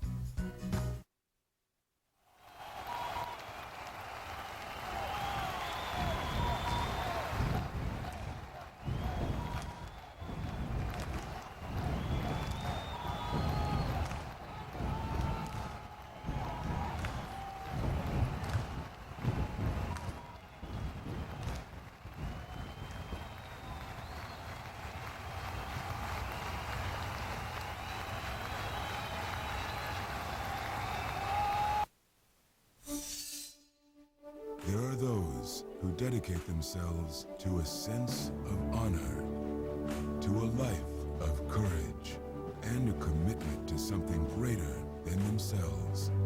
They have always defended this nation and each other. They still do.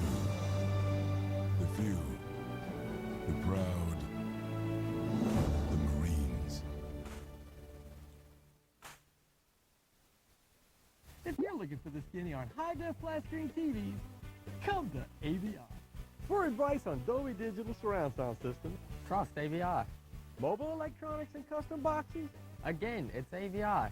even phone and surveillance systems. Come to AVI. And if you really don't know what he wants, AVI gift cards are your answer. that's AVI, professionally installing technology in Acadiana for 20 years. Off Ambassador. Between Sears and Walmart. We're back at Frosty Cajun Field in Lafayette for the Cox Ford Game of the Week. Halftime on the Livingston Parish Convention and Visitors Bureau halftime show. Westgate leading 6-0 over the top-seeded Rummel Raiders as the Westgate cheerleaders putting on a good performance. I don't know how they're doing, how they're moving so fluidly. Is that a word? I don't know. It's cold and my brain's not thinking straight, but that first half, that first 24 minutes, as Coach Brian Fine said, Joe, just kind of exactly what we expected. Well, that's exactly what we expected as well. We knew Rummel had an outstanding defense. We knew Westgate had an outstanding defense. Rummel only given up 7 points a game during the regular season. During the playoffs, they've only given up 17 points total. For Westgate, they give up 17 points a game. And then during the playoffs, they've done extremely well. They gave up 27 points to Central. But other than that, they've played outstanding as well. So tonight, so far, the difference in this football game has been Westgate's ability to rush the football with Brandon Malvo. This is a guy that's missed 5 games during the regular season. Since then, he's come in, had close to 700 yards rushing on the season, and he's been able to get himself into the end zone with 9 touchdowns, and he has been the difference. He's a pounder, he's a bruiser, and he right now, Rummel's thinking about number 5 every time he touches the football. Well, what is Rummel going to do offensively to get something going against Westgate? You're down 6-0. Now, they could possibly try to rely on a defensive touchdown or a special teams touchdown, but they have to do something offensively, and so far they have shown nothing on offense. Well, and the problem for them is their offensive line is not creating any areas for Ahmad Brown to rush the football. They've got J.J. Brown that can also run the football. They're going to have to mix it up. They've spread it out so far against Westgate, trying to spread Westgate's defense out to try to get some of their speed closer to the sideline and away from the middle of the football field. They're trying to rush the football in the middle. Maybe a little play-action bootleg, a little naked bootleg with the quarterback, Williams, who's an outstanding athlete. But they're going to have to stretch the football down the field, and it's going to be very difficult to do that in this weather. So Ahmad Brown, he better buckle up his chin strap and try to pound the rock. Yeah, that offensive line is going to have to reach down deep to try to help out that running game that's struggling. Rummel will get the ball to start the second half, so we'll see what kind of halftime adjustments they were able to make. We'll take a break on the Livingston Parish Convention and Visitors Bureau halftime show. 6-0, Westgate trying to reach the state championship game for the first time in the school's history. You're watching the Cox Ford Game of the Week. Fact. Average cost for a semester of college? $10,000. At Our Lady of the Lake College, About $4,000. but with tops Only $2,600. Get ready for life. at Our Lady of the Lake College. Acadiana Trophies, locally owned and operated since 1977. We're not just a trophy shop. We offer computerized and laser engraving, monogramming, glass engraving, wedding and Mardi Gras gifts, plaques, acrylic awards, medals, trophies, electrical and offshore tags, picture plaques, ribbons, sport, church, and school awards, family reunion items, t-shirts, caps, cups, koozies, and much more. We are dedicated to giving you only the highest quality and service. Our staff is professionally trained to help you in whatever your award needs may be. Acadiana Trophies. Folks, I'm Buddy Caldwell, your Attorney General. I joined forces with your good contractors and the Better Business Bureau for a few storm damage tips. Get a written contract, there's a good one on our website, and proof of their insurance. Take pictures of your damage. And finally, have materials delivered to your job site, not the contractor's shop. For further information, go to agbuddycaldwell.com. Traveling the road of auto insurance can be tricky, and when all signs point to no, one sign points to yes. At Farm Bureau Insurance, we're here to help you with life's twists and turns. With affordable auto insurance rates and dependable local service, Farm Bureau can make sure you're on the right track, because life doesn't come with directions. We can show you the way. Farm Bureau Insurance, your life made simpler. Fact. Earn more with a bachelor's degree. Choose from 25 areas of study. Get financial assistance. And then Get ready for life. at Our Lady of the Lake College. Snow still falling at Cajun Field. Actually, more of a frozen rain, I guess you can call it. It's Westgate leading Rummel 6-0. One of these two teams will get to play in the warmth of the Louisiana Superdome next Saturday night in the Class 5A championship game. Rummel right now, they need to get something going offensively as they trail at 6-0. I tell you who Rummel could really use right now. Redemptress's running back, Jeremy Hill, who put on a splendid performance in a losing effort last week against Catholic New Iberia. And the LSU commitment, the running back from Redemptress, is our Borden's Player of the Week. I'm Brent Fisher, sales manager for Borden Milk. We salute the student athlete, and we're proud to sponsor the Player of the Week on Cox 4. The honor goes to the player who gave a little extra and made the difference in last week's game. Each Player of the Week automatically becomes a finalist for our Borden Player of the Year to be announced in December. Borden Milk is produced right here in Louisiana from cows not treated with artificial hormones. And remember, always look for Elsie in your local dairy case.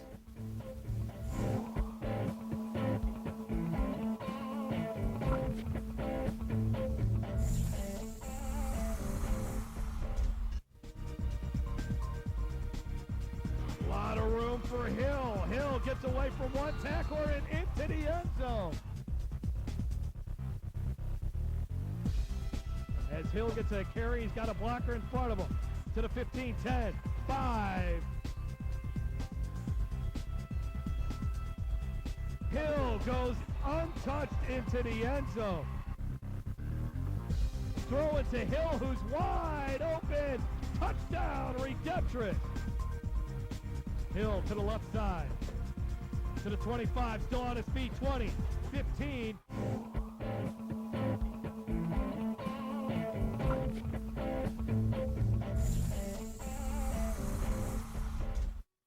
all about being close to the things that I love.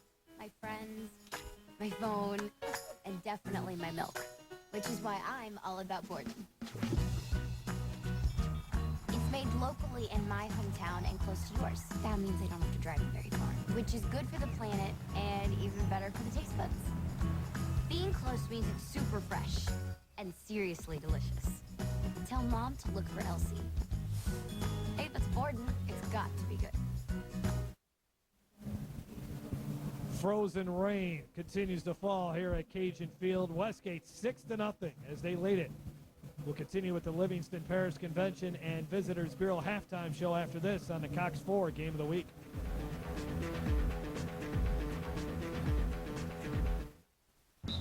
Desire, determination, dedication, discipline. No matter your age or your sport, USTA will make you stronger, faster, and more flexible. Your coaches will love it because they know you play like you train. Train like the pros. United States Sports Training Academy and Hyperbaric Therapy. Pico Lane in Baton Rouge. It's the Tri-State Rodeo Finals at Lamar-Dixon Expo Center, Friday, December 11th and Saturday, December 12th, 7 o'clock p.m., featuring the best of the best in bull riding, bronc riding, pretty girls in the barrel racing, Las Vegas-style rodeo here at Tri-State Rodeo, featuring NFR qualifiers Frank Graves, Jenna Gyro, and Cody Casto. Cody Morgan and Dusty Purvis fighting out to be the TSRA all-around cowboy. There'll be a special cancer services of Baton Rouge Stick Horse Rodeo on Saturday at 4 o'clock p.m. Tickets at the door. Tri-State Rodeo, Lamar-Dixon, December 11th and 12th. See you there, partner! People look up to our craftsmanship, Bricks Incorporated. People look up to our roofing, we craft each job with care. Shingles, metal, slate, or tile, the quality's beyond compare. Raise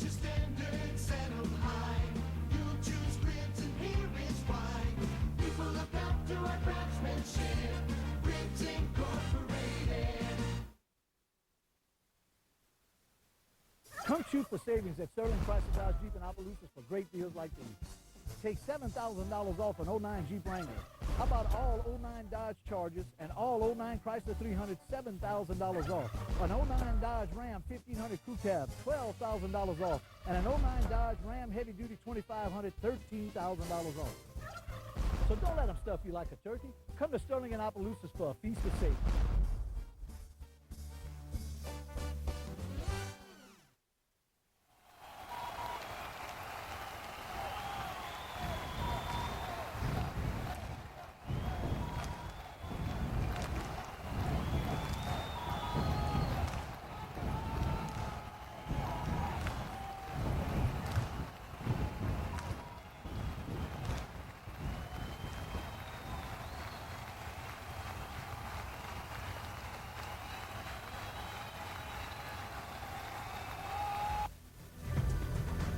All right, let's take a look at our first half highlights.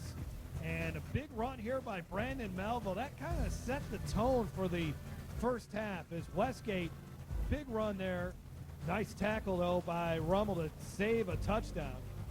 So they're in the Red Bull red zone. Melville running in close, very close to a first down marker. He didn't get it, though. So we now move on to the second quarter. More of Melville. Slips the tackle there. Breaks 3-4 tackles, stays on his feet. A nice hard run as he was feeling it. Then the fumble, though. Second time that Westgate was inside the 20-yard line to come away with no points. And then here's the touchdown. Malcolm Landry blocks the punt. Denarius Antoine falls on it. Still hard to believe that ball didn't get out of the end zone. Westgate unable to convert on the extra point, so our score 6-0. We'll take another break on the Livingston Parish Convention and Visitors Bureau halftime show.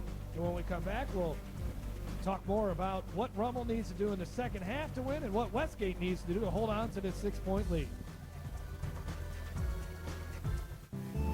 Damadare Interiors is the most unique furniture store in Acadiana.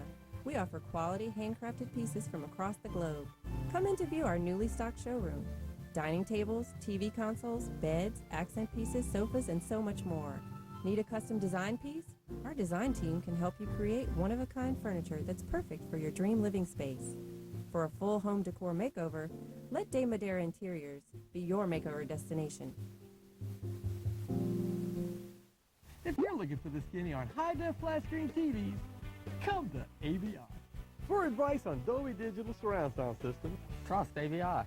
mobile electronics and custom boxes, Again, it's AVI. even phone and surveillance systems. Come to AVI. And if you really don't know what he wants, AVI gift cards are your answer. that's AVI, professionally installing technology in Acadiana for 20 years. Off Ambassador. Between Sam's and Walmart. Hello, I'm Eric Edwards with the Livingston Parish Convention and Visitors Bureau. Find out now what's going on in Livingston Parish. We have over 400 nautical miles of waterways. Tee it up at our great world-renowned golf courses. Shop at our antique districts, or come to Bass Pro, our #1 retailer. There's a lot to do in Livingston Parish that you never imagined. It's all happening right here in Livingston Parish. For more information, go online at visitlivingstonparish.com. Come shoot for savings at Sterling Chrysler Dodge Jeep in Opelousas for great deals like these. Take $7,000 off an 09 Jeep Wrangler. How about all 09 Dodge Chargers and all 09 Chrysler 300, $7,000 off. An 09 Dodge Ram 1500 Crew Cab, $12,000 off. And an 09 Dodge Ram Heavy Duty 2500, $13,000 off.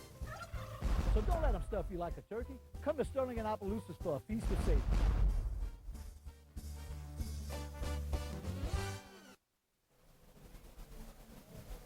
Wrapping up the Livingston Parish Convention and Visitors Bureau halftime show. Westgate with a 6-0 lead over the Rummel Raiders.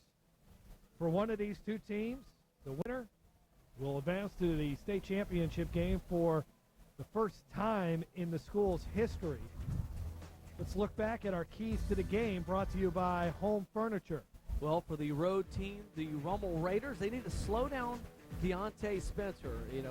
So far in the first half, they have done a good job with Spencer. Maybe we should have put on there, slow down Brandon Malva, because he's gone off. And then as far as making plays in the special teams, they gave up a big one.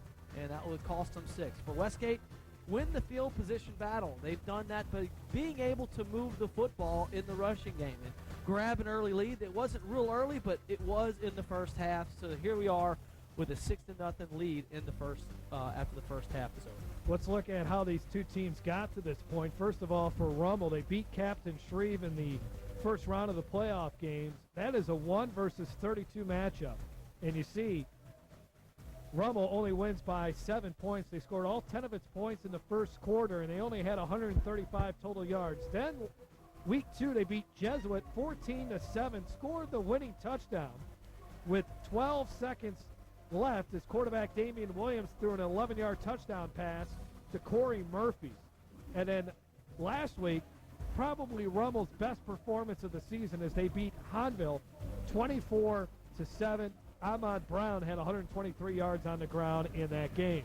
For the Westgate Tigers, number 21 seed, they defeated Mandeville in the first round, beating the Skippers 21-14. Westgate trailed 14-0 in that game, but an interception by Duval Jackson ended up winning that game for Westgate. And then in the second round, a shocker there, Westgate returns home and beats South Lafourche 26-2 as Westgate held the Tarpons to just 140 yards. That's a very good offense that South Lafourche had this year. And then in last week, a remarkable comeback down 21-3 to Central, one of the best teams in the state. And they come back and they beat the Wildcats 30-27. There's a look at some of the Hardy fans. The two teams have yet to make it out of the locker room. Now the Westgate Tigers have left their locker as the first half, or the halftime, wraps up from snowy Cajun Field. We'll take another break. When we come back, second half action on the Cox 4 Game of the Week. Come shoot for savings at Sterling Chrysler Dodge Jeep in Opelousas for great deals like these. Take $7,000 off an 09 Jeep Wrangler. How about all 09 Dodge Chargers and all 09 Chrysler 300, $7,000 off. An 09 Dodge Ram 1500 Crew Cab, $12,000 off. And an 09 Dodge Ram Heavy Duty 2500, $13,000 off. So don't let them stuff you like a turkey. Come to Sterling and Opelousas for a feast of savings.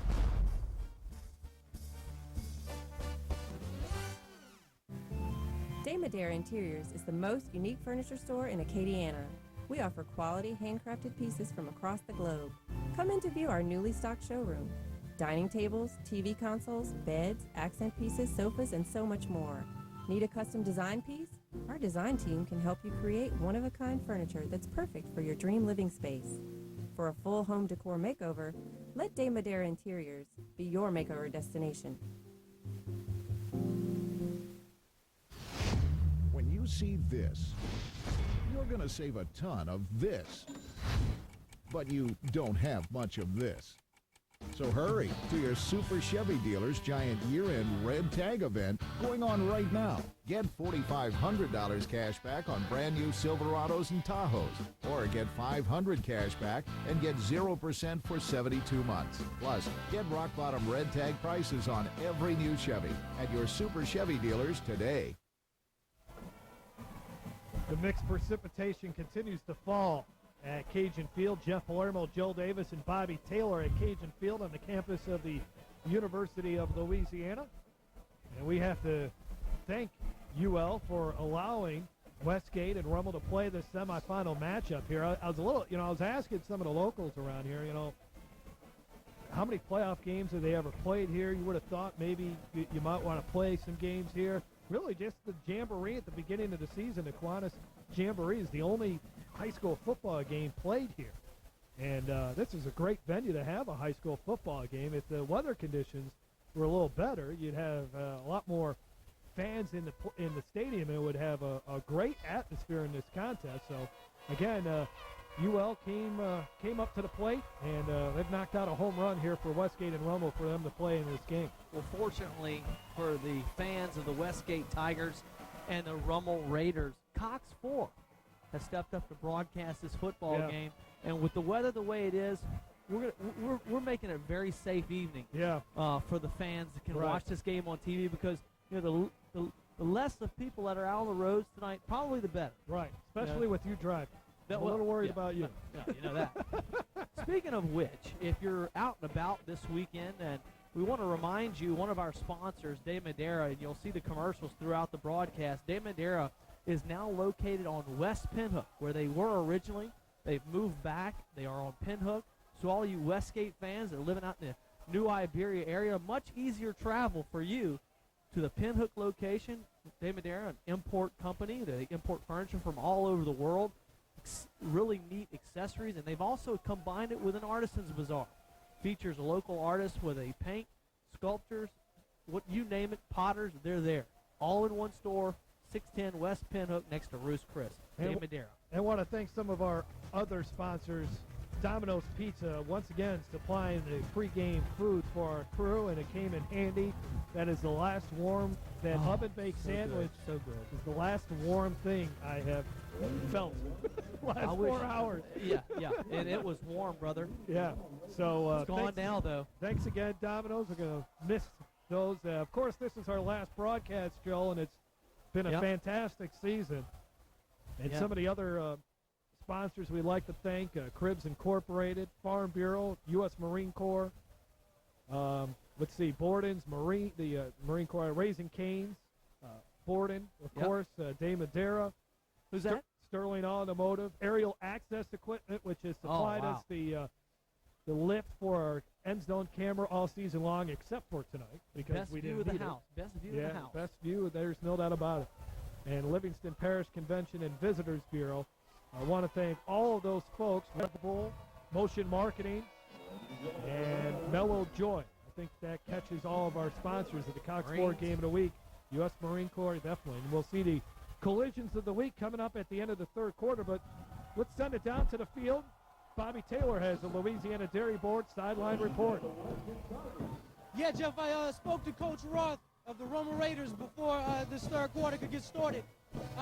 Brought up the issue that there in the in the second quarter there was a block punt. I saw the guys coming off the field. Two Rummel guys looked at each other, kind of shrugged their shoulders like they didn't know what was going on. Coach Roth said they have to do better in those areas. They're solid on offense, they're solid on defense, and on special teams. They need to get back to that here in the second quarter. I also asked him what's going to have to change. He said this team is going to have to play with a little more heart. This is the last game of the season. Well, this could be their last game of the season if they don't get it together and play better in the second half. Thanks, Bobby. And that's, I think, some wise thoughts there from Coach Jay Roth. That looks to be the Rummel side, but I think there's a couple of Westgate. I don't know. I'm sure that's the Rummel student body that has made the long trip up from Metairie and right behind the sidelines cheering their team on. Right now, Joe, you got to leave it all on the line. Well, and I'd like to point out one thing that's kind of something you got to take note of. If you look over at the Rummel sideline, they've got heaters. Yeah. They've got heaters brought in from obviously, I don't know where, Metairie, New Orleans, and they've got their heaters blaring on the sidelines. Don't see any heaters on the Westgate side. No. And, and these two teams, I got to say this, Joe, and I'm sure there was a lot to talk about and a lot of adjustments to make, but they spent a long time in the locker room because I'm sure there was a lot of players that were cold and they needed to get there you look at those space heaters. I'm not sure how well they're working, but I have seen players huddle around them. I don't know if that's good. I don't know if you need that, especially if the other team's fighting through it. Yeah. You know, and look, I'm all for warmth. I wish I had one in here right now with me. But I think that if you're going to be out there playing football, I don't think you need a heater. Here's the kick, a short kick, and then it goes out of bounds.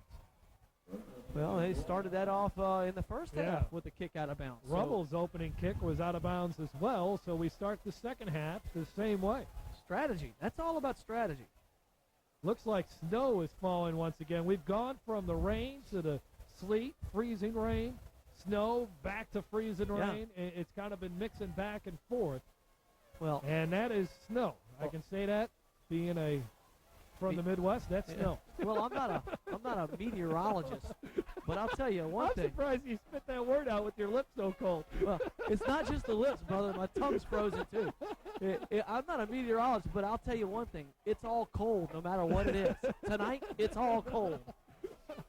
1st and 10. Let's see if Rummel's offense can heat up. Williams to the air on the first play, and it's complete. And a first down for Rummel, and that's exactly what they needed as it was completed to Russell Zimmerman. And during halftime, we talked about what Rummel needed to do to move the football in the second half was getting Williams going down the field, throwing the football. And we didn't know how much success he could have here with the weather conditions the way they are, but he showed you right there he has the ability to throw darts when he needs to. Excellent pass right there from Williams to Zimmerman. Number 11. Zimmerman's 12th catch of the season. Shotgun formation. Williams will hand it off to Brown. Gets hit in the backfield and gets maybe a half a yard, and that is it. Well, Sean Benjamin there for Westgate defensively. Well, what they did was earlier on that first down is, you know, a lot of the times Westgate's defenders on the outside, like number 4, Virginal, were cheating in, not expecting the pass. Well, what that'll do is it'll keep those defenders on the outside. So that way they only have to go against 6 to 8 guys in the middle. Second down and 9. Williams shotgun formation. 2 wide receivers to the far side. Play action fake. Williams looking downfield, has time to throw, and it's complete. Wide open down the middle of the field is Russell Zimmerman inside the 10 and brought down at the 8-yard line by Torrey Wilson. Big pass play for the freshman Damian Williams to Russell Zimmerman, who was wide open. And he did a great route on Venable right there on the outside, but look at the dart. He throws right down the middle of the field, splits the coverage with 2 deep on the outside. And it's an easy route to run. It's an easy pass to complete. These conditions don't make it that easy, but it is an easy pass to complete. You don't have to really force it anywhere. The guy's wide open, but the pass protection that Rummel gave him was outstanding. Rummel in the Red Bull red zone. Man in motion. Williams underneath center. Flags fly, and boy, did Brown get pounded on the play. And these are going to be a tough 8 yards, I have a feeling, for Rummel.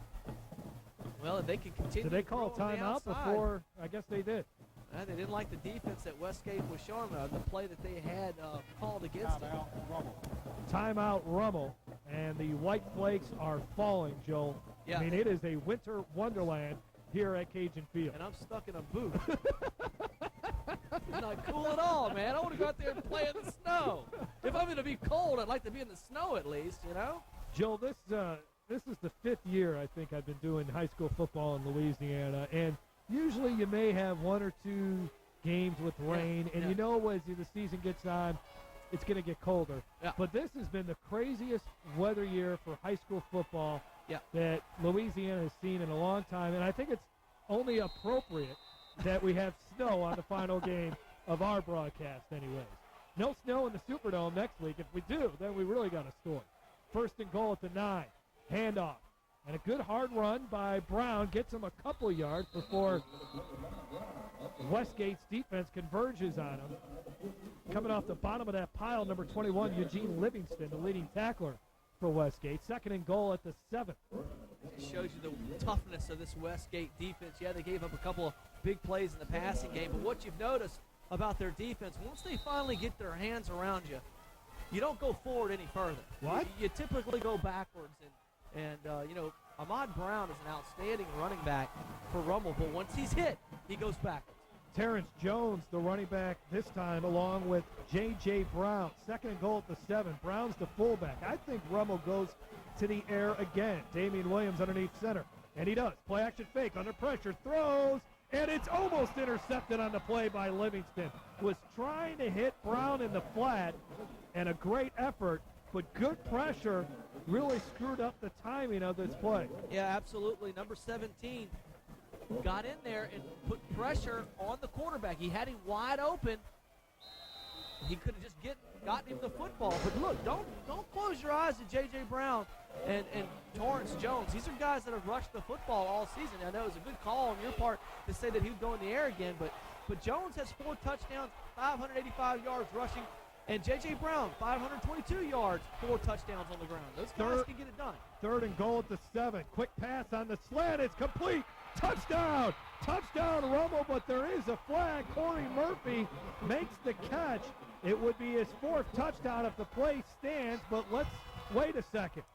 You know, Virgil's had an outstanding football game tackling Rummel in the rushing department, but this has been a tough series for him lining up at the cornerback position. They have attacked him over and over and over again. Fortunately for him, fortunately for Westgate, the ball will be pushed back. It will not be a touchdown. The legal procedure. Let's get the call from the official, Johnny Bird. Illegal formation on the offense, not enough men on the line. 5-yard penalty, replay third down. I always hate that call. First time they had 4 wide receivers in the game, and they didn't have enough men on the line. But a nice throw by Williams to Murphy. Virginal, he was on him like a glove, but not good enough. Yep. So that backs Rummel up to the 12. Corey Murphy, 6'2", 185 pounds, much bigger than Virginal, the cornerback, number 4. I mean, 6'2", 185. They like that matchup, and then you get a good look at the head coach, Jay Roth, in his 15th season. Rummel has been to the state semifinals 5 times. They have yet to win. Last time in 2006, they lost to Sulphur 7-0. Oh, that was a tough one. 2 years ago, Westgate, they were in the semifinal game and lost to Destrehan. That was a pounding. Jordan Jefferson. Yeah, Jordan Jefferson and company lit them up that night. You saw it on the Cox Forward Game of the Week. Rummel needs to call timeout as they have mass confusion. Jay Roth is out in the middle of the field, not very happy. 9:33 left to go in the third quarter. 6-0 Westgate on the Cox Forward Game of the Week. The Bluffs Country Club in St. Francisville is open and better than ever. Come play Arnold Palmer's Masterpiece, the #1 course in Louisiana for 2009. Lightning fast greens, lush fairways, and sugar white bunkers await. Memberships now available. Stay and play packages available as well at our on-site hotel, The Lodge at the Bluffs. For tee times or more information, call 225-634-5757. The Bluffs Country Club. Golf the way it was meant to be played. Jay Roth is giving the head official, Johnny Bird, an earful. I would imagine he disagrees with the call, not enough men at the line of scrimmage. You know, and what officials ask, and I've seen this, or I've been involved in these conversations before the game, officials will ask coaches, do you have any special formations that we need to keep a lookout for so that we know they're coming and, you know, we can see whether it's 7 men on the line of scrimmage like you're supposed to have. So right. That is a conversation that officials will have with coaches, and coaches will say, hey, I got this super-duper play. Trust me, it's legal. Count it up. And I don't know if that's the case there. Is Coach Brian Fine is thankful that the officials called that. Well, I'd like to go back to the replay if we could and possibly see if there was a infraction on the play, because I wasn't able to pick it up from the booth in which we sit. Yeah. But I'll tell you what, Coach Roth is an intense guy. Before the game, we had an opportunity to talk to him going into his interview, and he was ready for some football. This is a guy that's all football all the time, and he's an intense guy. So when things don't go his way, you got to anticipate that intensity to take a couple of notches up, go up a couple of notches. This has been a great program, even though it hasn't reached the Dome just yet, and maybe tonight's the night. But during the 15 seasons for Jay Roth, 145-35. That is a pretty good win-loss record. 3rd and goal now from the 12 for Rummel. Williams in the shotgun formation takes the snap. Heaves it as they try a lob pass, and it is almost intercepted on the play. Torrey Wilson had his hands on it as they tried to go to Carvin Johnson. No flags on the play, and let's see what Rummel will do. Looks like they're bringing the field goal team on. Yeah, just a 3-step drop. He just didn't get enough on the football and really made it easy for Wilson. You got to get that ball to the back corner of the end zone if you want to make that play. It's a play where you want to hit the sideline, hit the cone. I'll meet you at the cone, and he just wasn't able to get enough on the football. Perhaps the ball was a little wet. Difficult throwing conditions on those touch passes, that's for sure. Graziano will try the field goal. He has hit 8 this season. And talked to him during warm-ups, asked him how the footing was. He thought it was just fine for him. 39-yard field goal try, and does he sneak it in there? And no, he missed it. Check that, it was 29-yard field goal, and Westgate's defense comes up with the stand. So we've seen 3 possessions inside the 20-yard line, and no one has been able to come away with any points. Well, the only one that was able to come away with points was a mistake on special teams. It wasn't an offense getting the job done, that's for sure. But like I said, talked to the young kicker during pregame warm-ups, and he didn't think that the footing would be a problem for the kickers. Watched him a few times. Not once did he slip, Yeah. although I was slipping all over the place because I didn't have cleats on. Well, the field has gotten worse since. Yeah. Before but 7 o'clock tonight. But I don't think that there was. I don't think that the footing had anything to do with that. That was pressure from Westgate. That's why he missed that kick. Antoine runs off the left side and gets about 2. Philip Helmstetter, the all-district linebacker, 6'1", 224 pounds, makes the tackle after a pickup of 2. I got to tell you got to give these kids credit. Up to this point in the football game, haven't seen any turnovers other than a missed pitch from Westgate. But these kids, these running backs, have done a good job to be able to hang on to the football in wet conditions. 2nd down and 8. Antoine, the tailback, 2 wide receivers to the top. Pitch out to Antoine. Antoine picks his way for about 3 or 4 yards as he was stopped again by Helmstetter, the quarterback of this defense. This is a defense, and we've seen it all night long. They really run fast to the ball. And one of the reasons why they've had so much success this season, according to Coach Jay Roth, is the team chemistry. You got several 3-year starters on this team, and they've had an unbelievable season. Rummel was expected to have a good year, Joe. They're coming off a 9-2 season, but no one thought that this team can go 13-0 and tie a school record for victory. Yeah, this is a pretty important game for them, not only to get to the championship game, but they'd like to break the record of 13-0. 3rd and 4, Malvo is not going to get the first down. Helmstetter and Johnson make the tackle a yard shy of the first down. Westgate will have to punt, and this is where I think it gets dangerous for Westgate. One, you have to watch out for a bad snap, obviously a block punt, but then you got a guy like Carvin Johnson who is an excellent returner. He has returned 2 punts this season for a touchdown, has not muffed any. You call me crazy right now, but, if I'm the Westgate, if I'm Brian Fine, I really got to consider going forward on 4th down right here. I know that you're on your own. I know you're on your own 29-yard line, but Rummel has had problems moving the football in this game so far. But I would take my chances. I would take my chances going for it on 4th down, then punting it to a dangerous Johnson. Westgate had a call timeout. They didn't have enough people on the field. We'll take a timeout. We'll try to straighten out Joel's head, and we'll come back on the Cox 4 Game of the Week. It is what it is, buddy. Come shoot for savings at Sterling Chrysler Dodge Jeep in Opelousas for great deals like you have $12,000 off, and an 09 Dodge Ram Heavy Duty 2500, $13,000 off. So don't let them stuff you like a turkey. Come to Sterling in Opelousas for a feast of savings.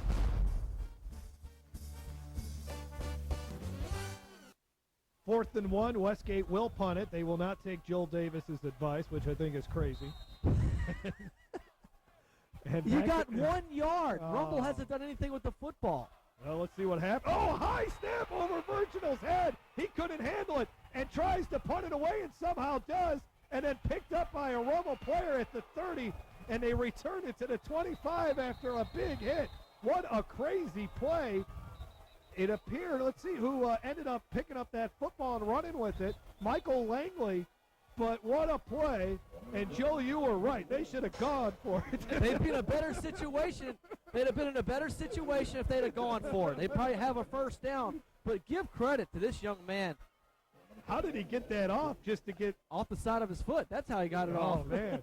And then picking it up like a second baseman is Michael Langley, and he gets hammered on this play. Oh, man. We don't have U.S. Marine Corps collisions of the week next week, but that would be on there. 1st and 10 at the 25.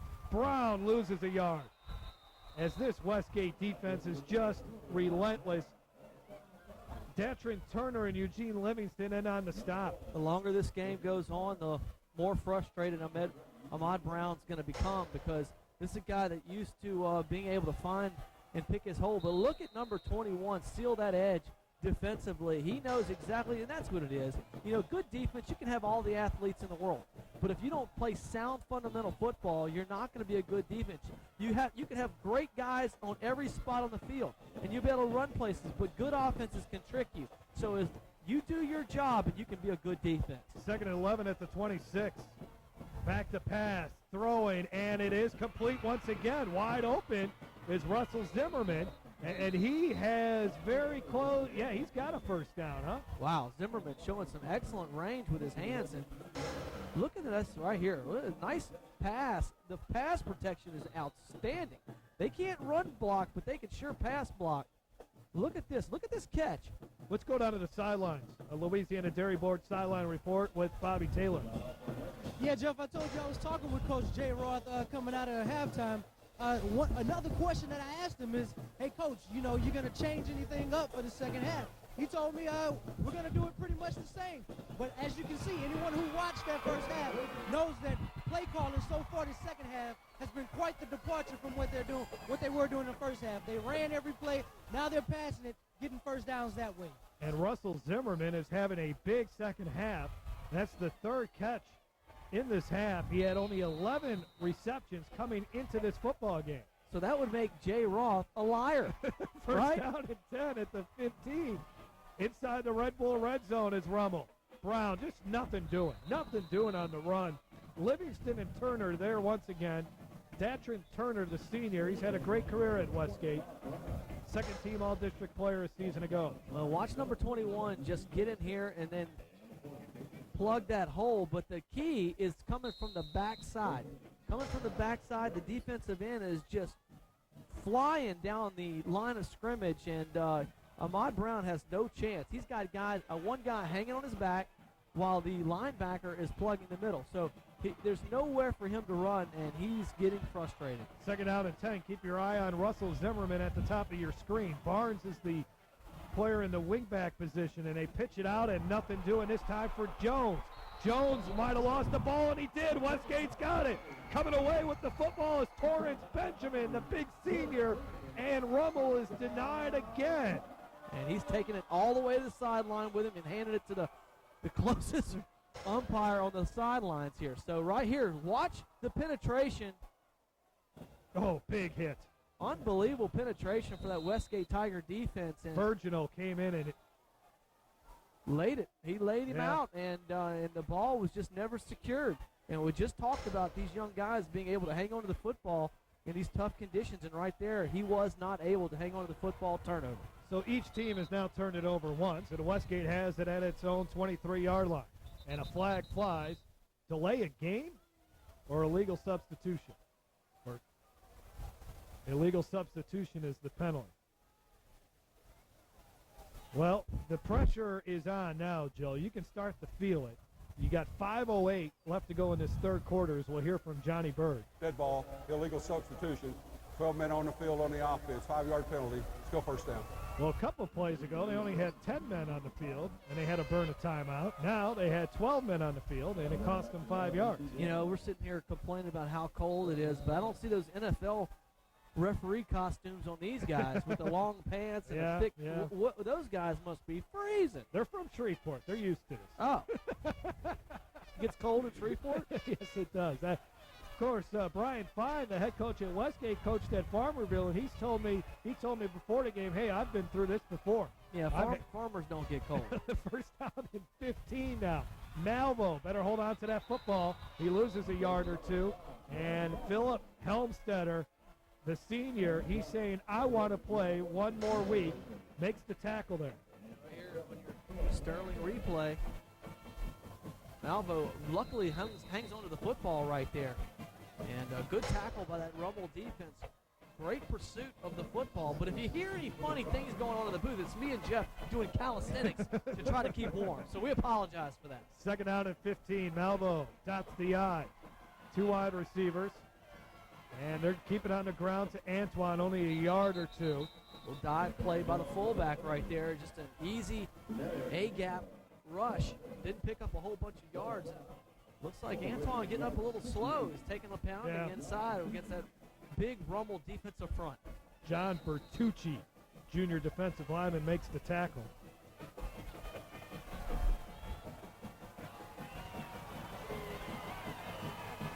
Second down and 14 for Westgate. Spencer throws deep, and the pass, it slipped out of his hands, and it's intercepted. Intercepted on the play by number 27, and he can take it to the house. That is Ben Jefferson Touchdown, Rummel. Oh, what a big play as the ball just slipped out of Spencer's hands right into Ben Jefferson's breadbasket, and he goes into the end zone for the touchdown. You know, Spencer's not a big guy, 5'9", Oh, you can see it there. 165 pounds. He just doesn't have the hand size to hang on to a wet football. That ball just got away from him. That's a tough throw. It was never open downfield in the first place. You'd like to see him tuck that ball down and get it, pick up some positive yards with his legs. But right there, just a really poor pass. Small hands hurting. Wet football hurting. Turnover, touchdown. Important extra point is good. And Rummel has its first lead of the night. It comes on a defensive play, which is not a surprise with how this Rummel team has played all season long. 7-6 left to go. 7-6. 3:44 left to go in the third quarter as we come back on the Cox 4 Game of the Week. Fact. Average cost for a semester of college? $10,000. At Our Lady of the Lake College, About $4,000. but with tops Only $2,600. Get ready for life. at Our Lady of the Lake College. De Madera Interiors is the most unique furniture store in Acadiana. We offer quality, handcrafted pieces from across the globe. Come in to view our newly stocked showroom. Dining tables, TV consoles, beds, accent pieces, sofas, and so much more. Need a custom design piece? Our design team can help you create one-of-a-kind furniture that's perfect for your dream living space. For a full home decor makeover, let De Madera Interiors be your makeover destination. Fact. Earn more with a bachelor's degree. Choose from 25 areas of study. Get financial assistance. And then Get ready for life. at Our Lady of the Lake College.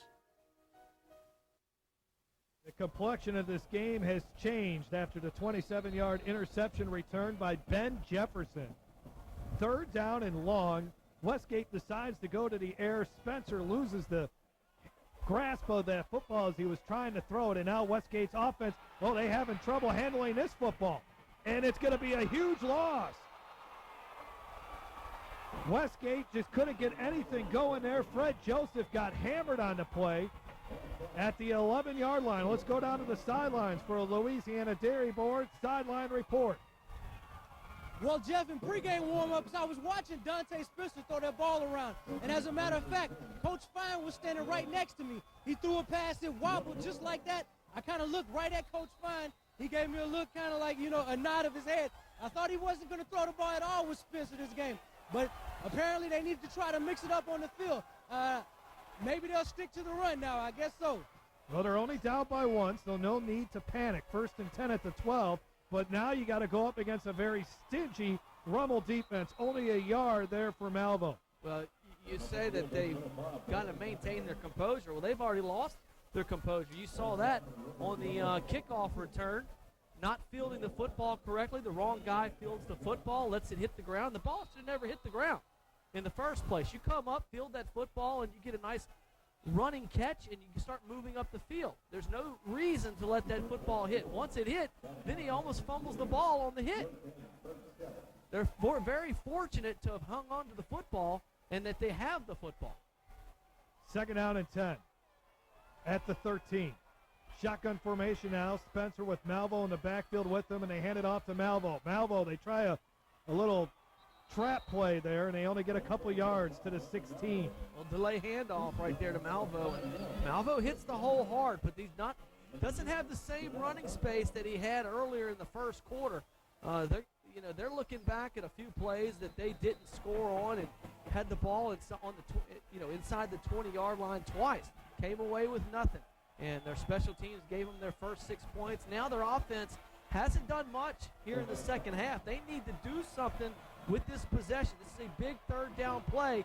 Can't expect Spencer to throw the football. He'll probably hold it and run it himself. 3rd and 7. Spencer does keep it himself. Needs some blocks. But there's Rummel's defense there to make the play. Chris Randall brings him down, and Westgate will have to punt again.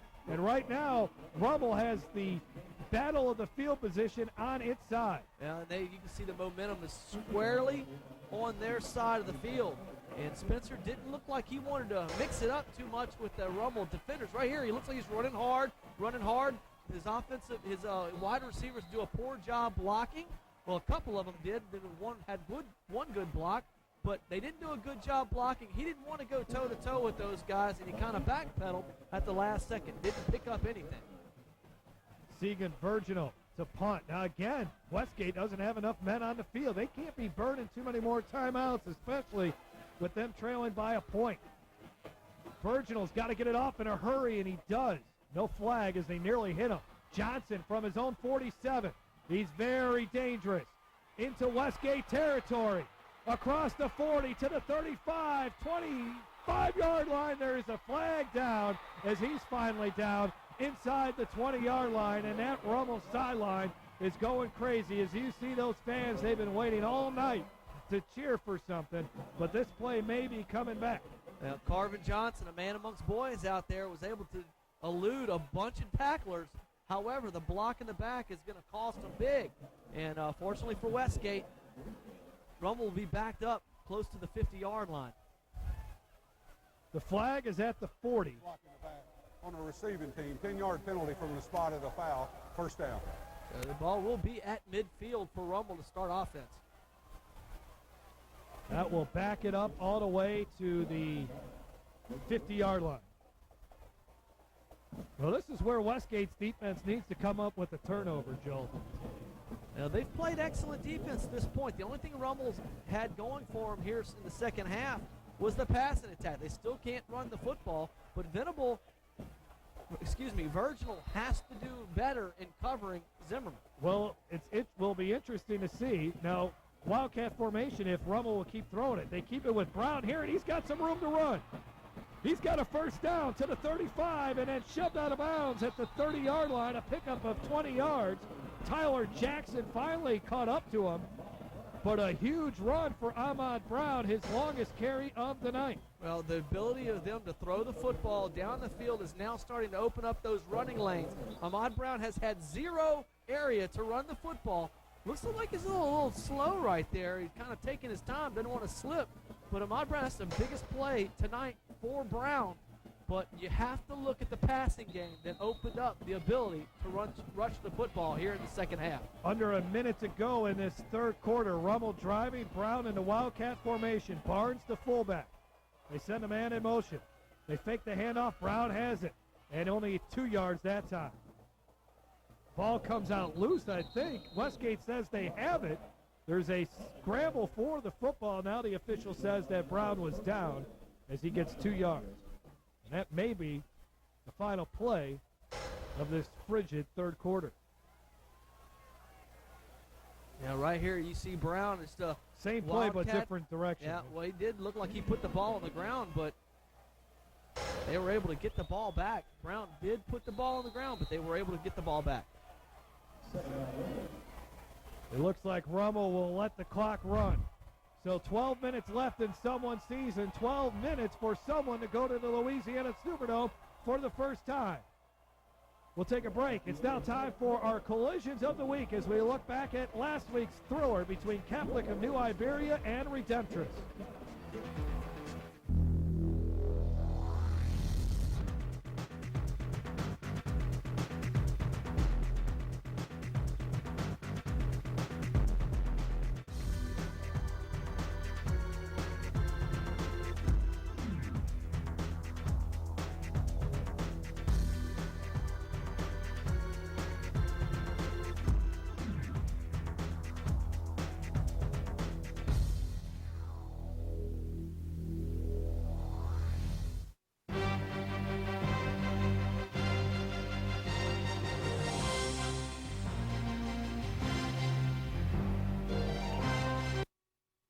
It's time to recognize our Semper Fi Award winners. First of all, for Rummel, number 41 for them, that is Chris Randall, who missed all of last season because of an injury.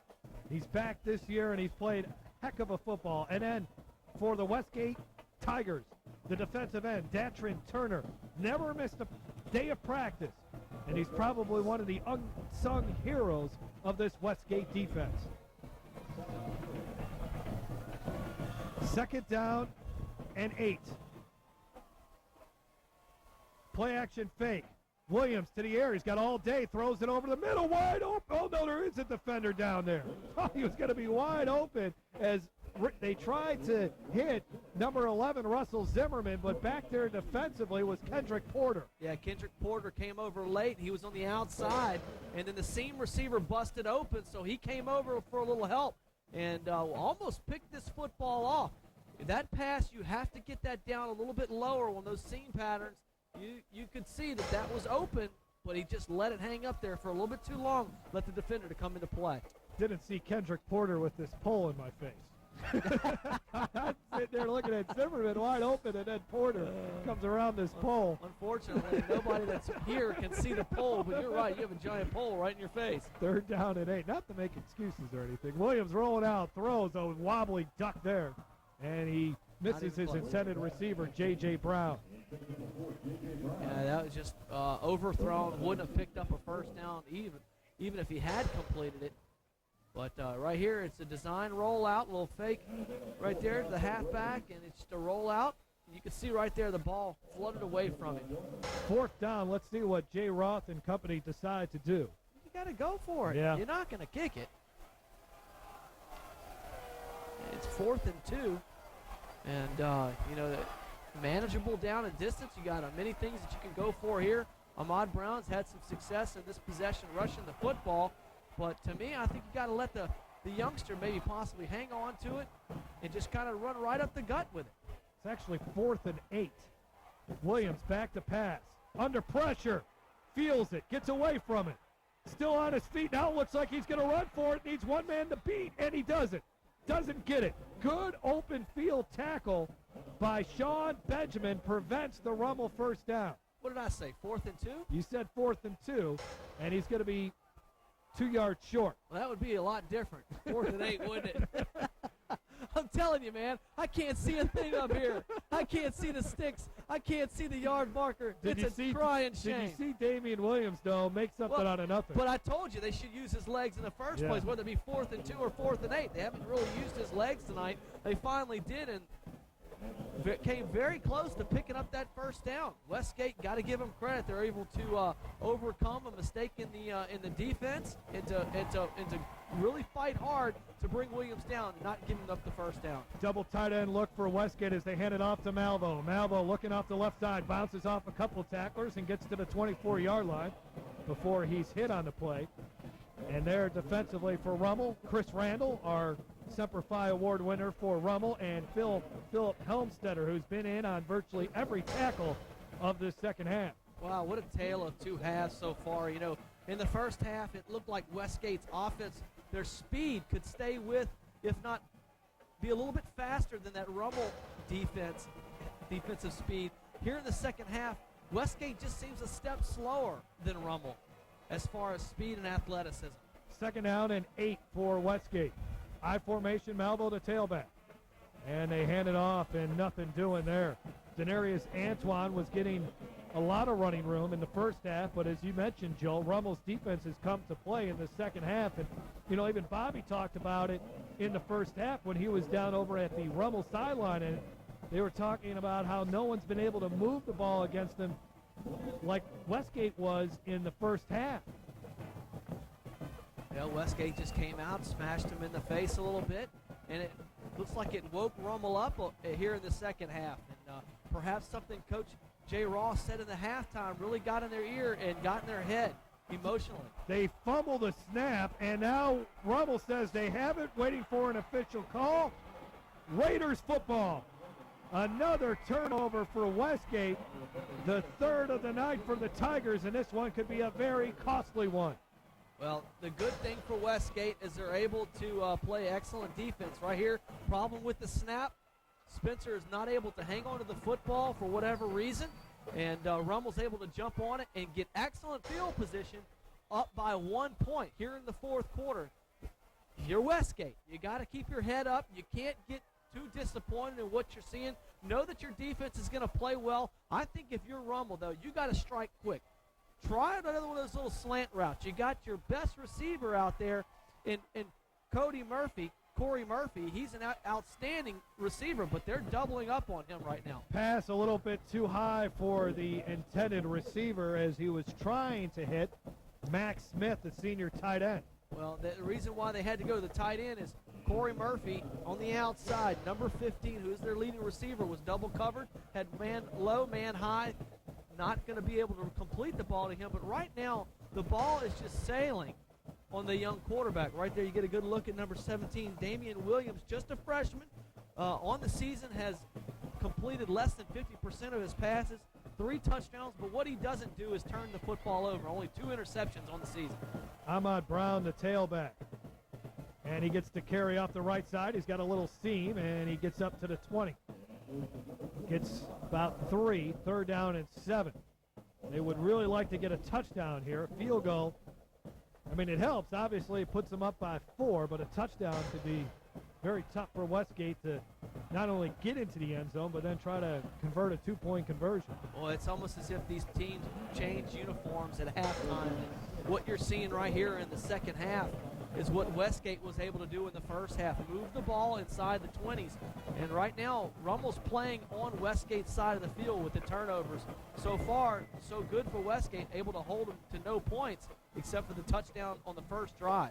3rd down and 6, and a gaping hole for J.J. Brown. Does he have enough for a first down? He's very close. I think he's going to be a little bit short, but what that's going to do is bring up a big 4th down again for Rummel. Do you kick the football and go ahead and go up by 4 points and eliminate the field goal, or do you go for it and try to maintain possession, milk the clock a little bit more? But I still think that this is a little bit short, and it's going to be 4th down. If you're Rummel, I think you got to go for it in these conditions. They are going to measure it. Segan Virginal came in there and made a big-time hit on J.J. Brown to keep Brown from getting a clear and convincing first down, and he may have stopped him just shy of the first down marker. Well, the Rummel players seem to think that he got it, but I don't think he did. He's a little short. So just inches. You go for that. You go for that. You don't even bring the field goal team out. You go for it. You don't even think twice about it. If you can't get an inch, you don't deserve to win. 4th and a couple inches. You're right about that, Joe. And the clock could become a factor here very soon as we're underneath 9 minutes to go. Well, and that's another thing. Even if you don't get it, you still continue to milk the clock quite a bit, and you make Westgate go 82 yards to beat you because, yeah, they have a good field goal kicker, but you cannot trust a kicker in these conditions. Just too hard. This is not Adam Vinatieri. Okay, this is a high school kicker in the semifinals in a snowstorm, and you don't want to put that kind of pressure on a kicker. Quarterback sneak, nice play by Rummel, and then he fumbled it, and he looks like Westgate's defense is going to come up with the stand unless they give him forward progress. No, he had forward progress, but once you fumble the ball, forward progress is over with. Westgate's football as they come up with a huge stand, and their defense needed to do something to change the momentum. Interesting play there by Rummel. They never set on the play, just the center, and but the strange thing is he has it, and then he just loses it at the last second. He looks like he was just trying to change the football over, but somehow it popped out. It was almost as if Williams, and he's down right now. Williams is down. Williams, the quarterback, is hurt. Torrance Benjamin able to strip that football away. Second turnover of the night as they look at the right leg of Damian Williams. And looks like his lower ankle there. They're grabbing at it. But that might be the reason why he fumbled it. If he kind of twisted something, it takes your attention away from holding on to the football quite a bit. We'll take a quick break on the Cox Ford Game of the Week. Westgate has it when we come back. When you see this, you're going to save a ton of this. But you don't have much of this. So hurry to your Super Chevy dealer's giant year-end red tag event going on right now. Get $4,500 cash back on brand new Silverados and Tahoes. Or get $500 cash back and get 0% for 72 months. Plus, get rock-bottom red tag prices on every new Chevy at your Super Chevy dealers today. Rummel leading Westgate 7-6. We got a score update from Rain. Notre Dame leading Catholic 43-0, Joe. I would have never thought Catholic would have 0 tonight. Well, look at the weather. I mean, their game is throwing the football, and we don't know what happened. How's Bullock playing? Yeah. And there goes my theory of the upset. I tell you what, that's not a good sight if you're a Rummel fan to see Damian Williams getting carried off the football field like that. But they've got Luke Cortozo. Luke Cortozo was their original quarterback for the beginning, the starting quarterback for the early in the season. He got hurt, so it's not like they have to bring someone that's inexperienced. They actually are bringing in someone that's more experienced, just not in the semifinals. And Williams has been iced so far throughout the playoffs in this season, coming in off the bench for the injured Luke. Shotgun formation, 3 wide receivers for Westgate. 1st and 10 at the 16. Spencer keeps it himself, and he gets hammered on the play. Flag flies as Chris Randall throws Spencer down like a rag doll. Boy, they just play excellent defense. I mean, they're so disciplined at the point of attack.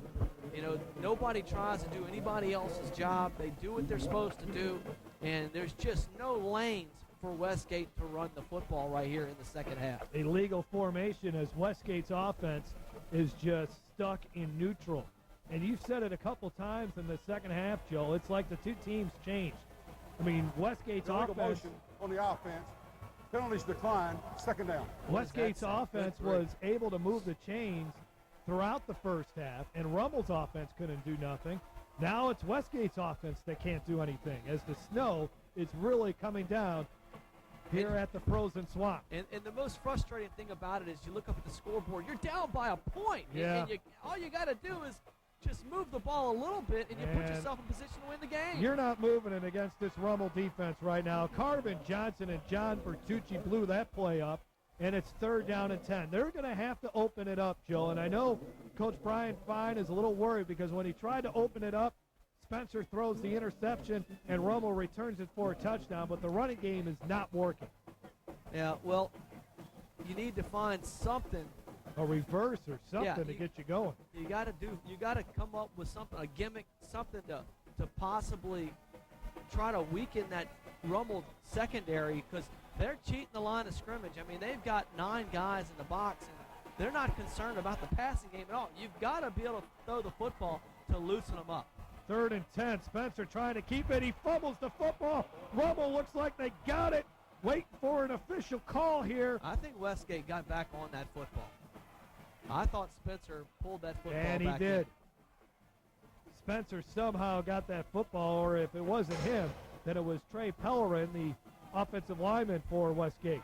A screen pass. Look how aggressive that Rummel defense is. You got to find a screen pass, something to kind of slow down that defense, keep them from playing on your side of the line of scrimmage. And, it's almost as if they don't have that play in their playbook because that would definitely slow down this Rummel defense a little bit just so you could make them play you a little bit more honest. Virginal the punt, and not a good one. As the conditions continue to worsen here at Cajun Field. Once again, the Cox Ford Game of the Week brought to you by on this snowy night, the U.S. Marine Corps, and also Farm Bureau Insurance. Raising Cane's Chicken Fingers, One Love, and Borden's, a tradition since 1857. And once again, want to thank Domino's for supplying the pregame meal to our crew tonight. And kudos to our crew for hanging in there on a frigid night. Rummel has the ball now at the Westgate 33-yard line. Cartozo is in at quarterback, and he hands it off, and they pick up a yard or two. Westgate's defense needs to force a turnover as Brown had to carry that time. Cartozo, we talked about it earlier, was the original starting quarterback for this football team, and 500 yards passing, 6 touchdowns on the season before he got hurt in week 8. And he's a good quarterback. He's somebody that can be dangerous. He can make this offense go. What you worry about as a coach is you don't want to change anything. You don't want to disrupt the success that you've had at this point. But right now you don't have a choice. So great opportunity for Cortozo to get back in there with his team and be that quarterback that he was before his injury. Zimmerman in motion to hand off to Brown. Westgate, though, comes in and seals it up. And then hit from behind, Sean Benjamin, and they lose a couple of yards. That snow is starting to stick out there. Let's go down to the sidelines. Bobby Taylor with the Louisiana Dairy Board sideline report. Yeah, Jeff, just a quick update on Damian Williams, quarterback for Rummel. He's on the sideline. They're going to re-wrap his ankle. He looked like he had it wrapped before, but he tweaked it a little bit more. I doubt the probability of him returning to this game. Like Joel said, they had another quarterback who started the season, so don't look for Damian Williams anymore tonight. As we approach the 5-minute mark, 3rd down and 8, and that's a tough break for a freshman who's played pretty well. Zimmerman in motion. Hand off Brown. Brown hit as no one blocked. Sean Benjamin, he came in there and laid a lick, and it brings up 4th down. Well, last couple plays, Sean Benjamin showed up from his linebacker position and played outstanding to create negative yards for that Rummel offense. Look at him just coming off the edge, and Ahmad Brown has nowhere to go, and then you clean it up. Number 44, right up the middle, Reginald Charles, who's been an outstanding football player for this Westgate defense all season long. Between the two of them, difficult to run up the middle. 4th down, let's see what Rummel does. Looks like they're going for it as Cartozo's still out on the field. See, I don't understand that. Why not punt the football in this position and back Westgate up? Timeout Rummel. Yeah, that's what I'm thinking. I mean, you got to punt this football. Westgate's inability to move the football, try to get the ball down inside the 10-yard line and maybe create a turnover. Game over. We'll take a quick break on the Cox 4 Game of the Week. Traveling the road of auto insurance can be tricky, and when all signs point to no, one sign points to yes. At Farm Bureau Insurance, we're here to help you with life's twists and turns. With affordable auto insurance rates and dependable local service, Farm Bureau can make sure you're on the right track, because life doesn't come with directions. We can show you the way. Farm Bureau Insurance, your life made simpler. We're back at snowy Cajun Field. Jeff Palermo, Jill Davis, and Bobby Taylor. Semifinals. Rummel trying to hold on in Holy the ice. Cow. Look at that. What is that? And Rummel will go for it. See, hey, they may have some great play, but why in the world would you want to give Westgate the ball Well, if you don't get if on you're the concerned, 30-yard you're line? concerned possibly of a block punt, a bad snap, maybe just a conservative play here. Let's see. Well, they're going to throw. The left-hander throws, and it is complete. Complete on the play, and it's enough for a 1st down. Corey Murphy makes the grab. What a great call by Jay Roth and the Rummel Raiders. I knew you'd say it. I knew you'd say it. Outstanding play call by Jay Roth, the experienced quarterback. Now you see why they don't worry about bringing this guy in off the what a play. bench. What a throw. What a throw. Well, they threw it to their leading wide receiver, Corey Murphy. I mean, he's been clutch all season long. He's got great size, 6'2", 185 pounds, has good speed, but he just ran the defender off. Great throw by Cartozo, and he delivered a strike. Now Westgate has to think about using its timeouts. They got 2 left. I would have never punted that football. Brown gets the carry, picks up a yard. And the snow is really coming down at this point, Joe. Yeah, it sure is. Absolutely. They don't call you the best color man in the business, Joe. You're not a weatherman, that's for sure. I am not a meteorologist, but what I can tell you is whatever that is, whatever that stuff is, it's cold and it's wet and it's white. Look at it. In the history of record keeping for the National Weather Service, this is the earliest snowfall in history. What's that? This is the earliest snowfall ever in history for this part of the state. Second out and read that? It's out there. Okay. They're in the Red Bull red zone. Ahmad Brown, only a yard or 2, and he was tackled on the play right away. Flag 2 flies in there. You can definitely see the flags on that white field. Really stand out, don't they? But right now, Rummel with a real risky play earlier on 4th down to pick up that first down was huge. To your defense, Joel, Redemptress was in the same spot last week, and at that time you said punt the football. On the offense, 10-yard penalty. And you know I love going for it. Yeah, I'm you all said a punt big the proponent football. of going for it. Redemptress went for it. They didn't get it, and it gave Catholic excellent field position. And they ended up marching down the field and scoring a touchdown. It didn't give them excellent field position, but it gave them the ball at about the 30, 35-yard line. So we saw it one way work, backfire, or maybe they should have punted the football to try to pin Catholic back inside its 10. Yeah. So either way you look at it. But it was a great play call for Rummel. Look at this. When's the last time you saw Raging Cajuns in Louisiana covered in snow? That's crazy looking. 3rd down and 10.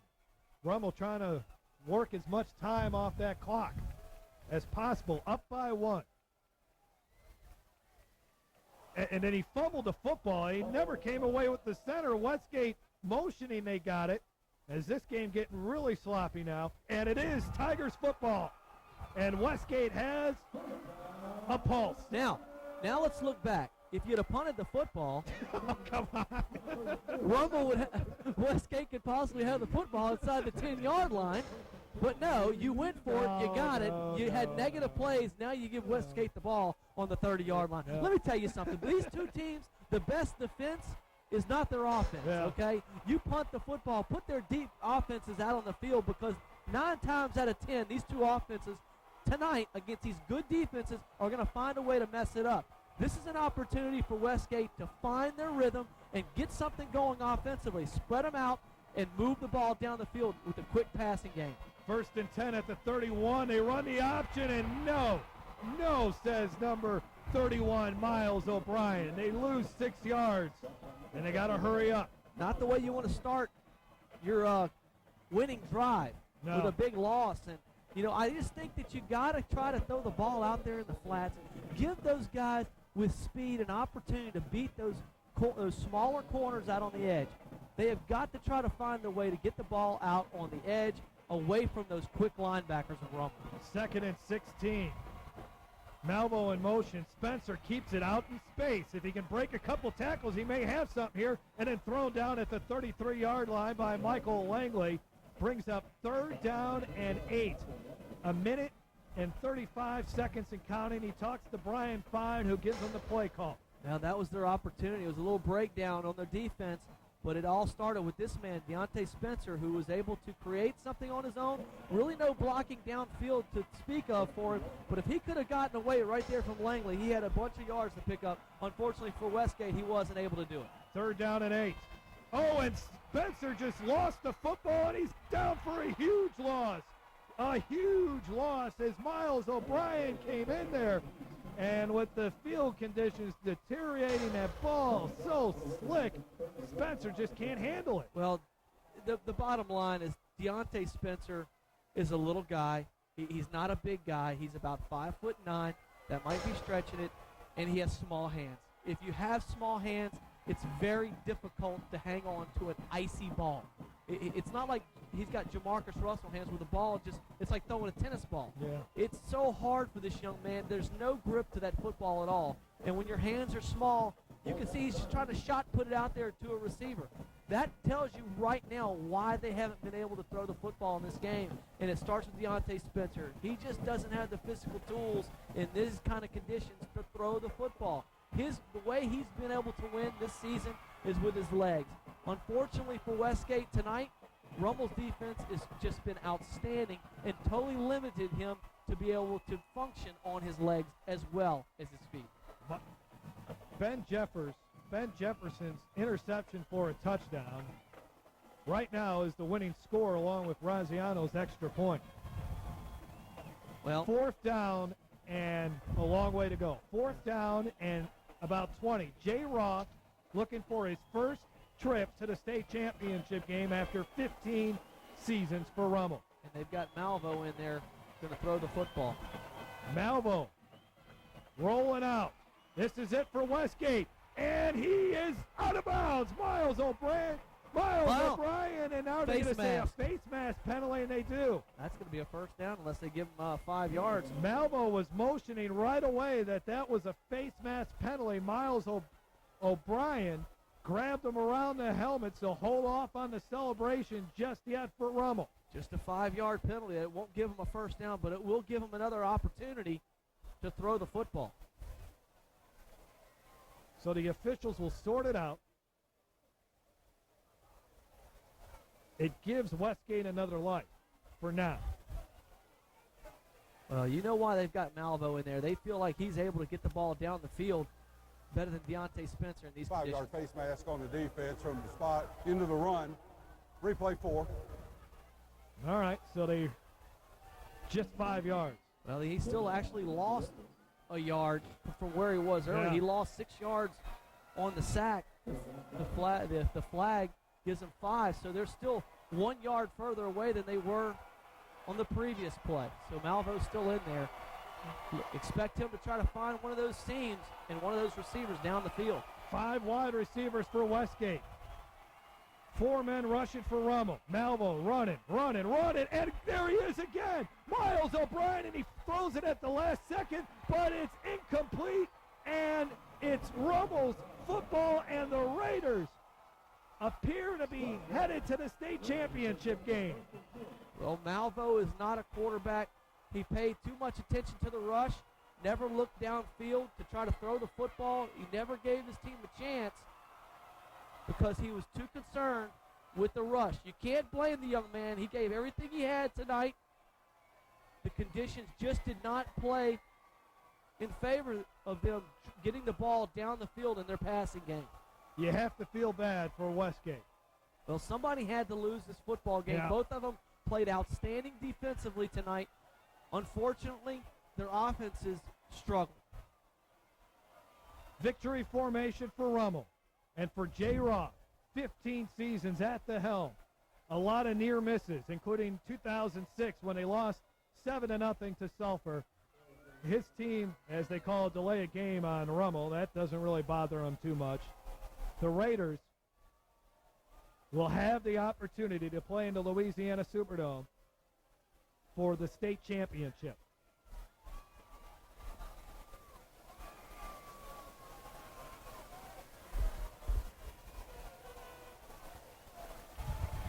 Now, when you're a football team and you're going to a state championship, nothing better than to kneel on the ball.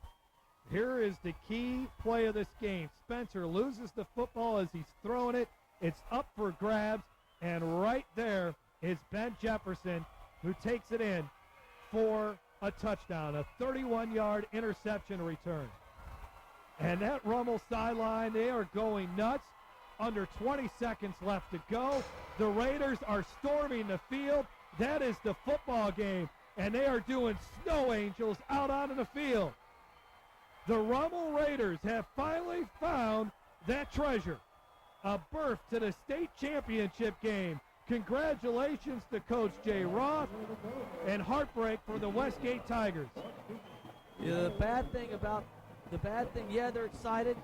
They should be. They're going to a state championship, but those poor guys are going to be so cold on that bus on the way home after rolling around in that snow. Congratulations to Rummel. This is a team that has played outstanding defense all season long, and what better way to get their final win in the playoffs than a defensive touchdown? They've been leading on them all year long. Why not in the semifinals as well? 14 wins, a school record for Rummel. And I don't know, if you're Westgate, this is going to take a while to get over. We'll take a break, and when we come back, we'll talk to the winning head football coach, Jay Roth. No doubt about it, with the team that he has, definitely could be the coach of the year in Class 5A. We'll take a break, and we'll continue with the Cox Ford Game of the Week after this. The Rummel Raiders are heading to the state championship game. Let's go down to the field for Louisiana Dairy Board sideline report. Bobby Taylor has the winning head football coach, Jay Roth. All right, thanks, Jeff. Well, Coach, first time in school history, right? Somebody was going to do it tonight, and luckily it was us. Like I told Coach Fine, it's a fitting end to two good defensive football teams. It was a 7-6 game. I noticed a lot of your players coming over, giving hugs, saying, "Hey, coach, we did it." I guess talk a little bit about the emotional side of it. Well, I mean, it's very emotional. It's our first time getting there. We knew at halftime we had to come out and do some offense, generated some drives. We had one call back. We gave them a long field the whole second half, and it's credit to our defense. You pulled a trick on me there coming out of halftime. I asked you if you were going to change anything. You said you were going to keep it the same, Coach. You guys came out and passed it that second half. If we didn't throw the ball, we lose 6-0, okay? We had to get them back a little bit. And just talk a little bit about your defense. Completely shut down Westgate's offense in the second half. We're in the state championship because of our defense. We've given up less than 8 points a game for 14 games. Offense does just enough tonight. Defense scored and won the game for us. All right, well, congratulations, Coach, and get ready for a tough game. Well, there you have it, Jeff.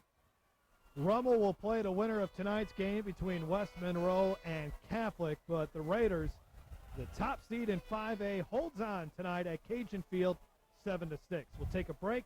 More when we come back on the Cox 4 Game of the Week.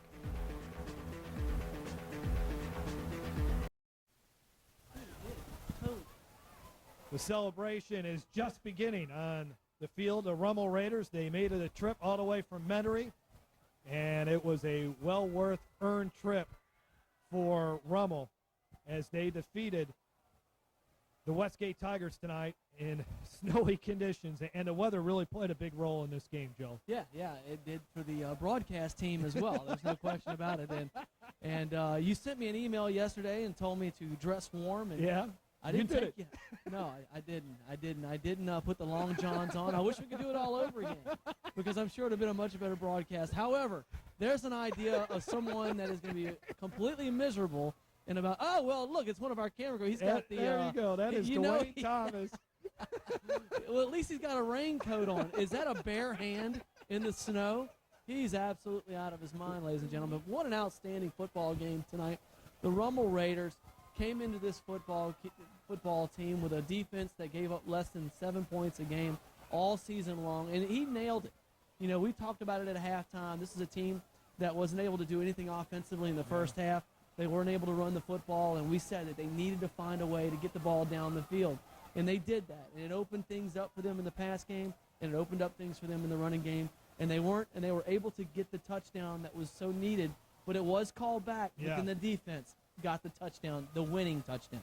Ben Jefferson's 31-yard interception return for a touchdown is the winning score. Westgate scored its points on a block punt as Denarius Antoine recovered a block punt that Malcolm Landry got on, and that was the only scoring. No offensive touchdowns here tonight. Kind of what we expected on a frigid night in Cajun Field. While we have a few minutes, we have to thank everyone that has been a part of the Cox 4 Game of the Week, and it's been another fantastic season. First of all, the crew over at Cox 4, Jason Ferret, Eric Coleman, Jimmy Frederick, our producer of the Cox 4 Game of the Week, Kim Giat, director Kenny Mouton, audio and replay, Derek Chapman, a Cox box operator, Chris Segura, our camera operators, Dustin Smith, Natalie Kingston, Luke Andrus, Cody Thomas, Trevor Thomas, Dwayne Thomas, and Cody Bordelon, the microwave truck operator. He's one of the best in the business, David Bernard of Total Video. The master control operator back at the Cox Communication Studios, Mike Mann. Special thanks to Julie Ramey and Corrine. And it's been a fantastic season, Joe. We've seen the playoffs were fabulous. Last week's game is an instant classic. This game, people will be talking about for a long time. A 1-point game, and Rummel heads to the state championship. Glad we can be a part of your Friday nights and your weekends. We hope you have enjoyed the season. Any final thoughts, Joe? I'm just so fortunate to be a part of this broadcast and to be a part of the Cox 4 team and what Cox 4 does for high school football. Yeah. And, you know, I don't think that it would be done without Cox 4, and I don't think it would be done without Jimmy Frederick and what he's done for this program over the years. And for what you do, Jeff, you were the man tonight because I don't know about you, but I got the reddest nose, and it's because I feel like Rudolph the Red-Nosed Reindeer. And I'm telling you, ladies and gentlemen, we are not in this nice little booth or anything like that. We are in an ice box. we're trying to broadcast this game to you in an ice box, and I'm just proud of you, brother, to be able to read off what you just read, because right now my eyes are glazed over and I can't read. We'll get you into some warmth. We also got to thank our sideline reporter Bobby Taylor. His first year with us on the Cox 4 Game of the Week, did a fantastic job all season long. So if you liked what you've seen this year on high school football, head down to the Louisiana Superdome next weekend. Check out some of the games, the 2A, 3A games Friday night, the 1A, 4A, 5A. As you look at Bobby Taylor, he's saying, wrap this thing up, I'm freezing. We'll get there. Me too. We'll get there here in just a short bit. But it's been a fantastic year. Got to thank all the schools, the principals, the head coaches, Brian Fine at Westgate. Thank you for allowing us to televise tonight's game. Again, the final score from the frozen swamp at Cajun Field on the campus of the University of Louisiana, the Rummel Raiders, for the first time ever, heading to the state championship game as they defeat the Westgate Tigers 7-6. Happy holidays, everyone. Good night, and we'll see you soon.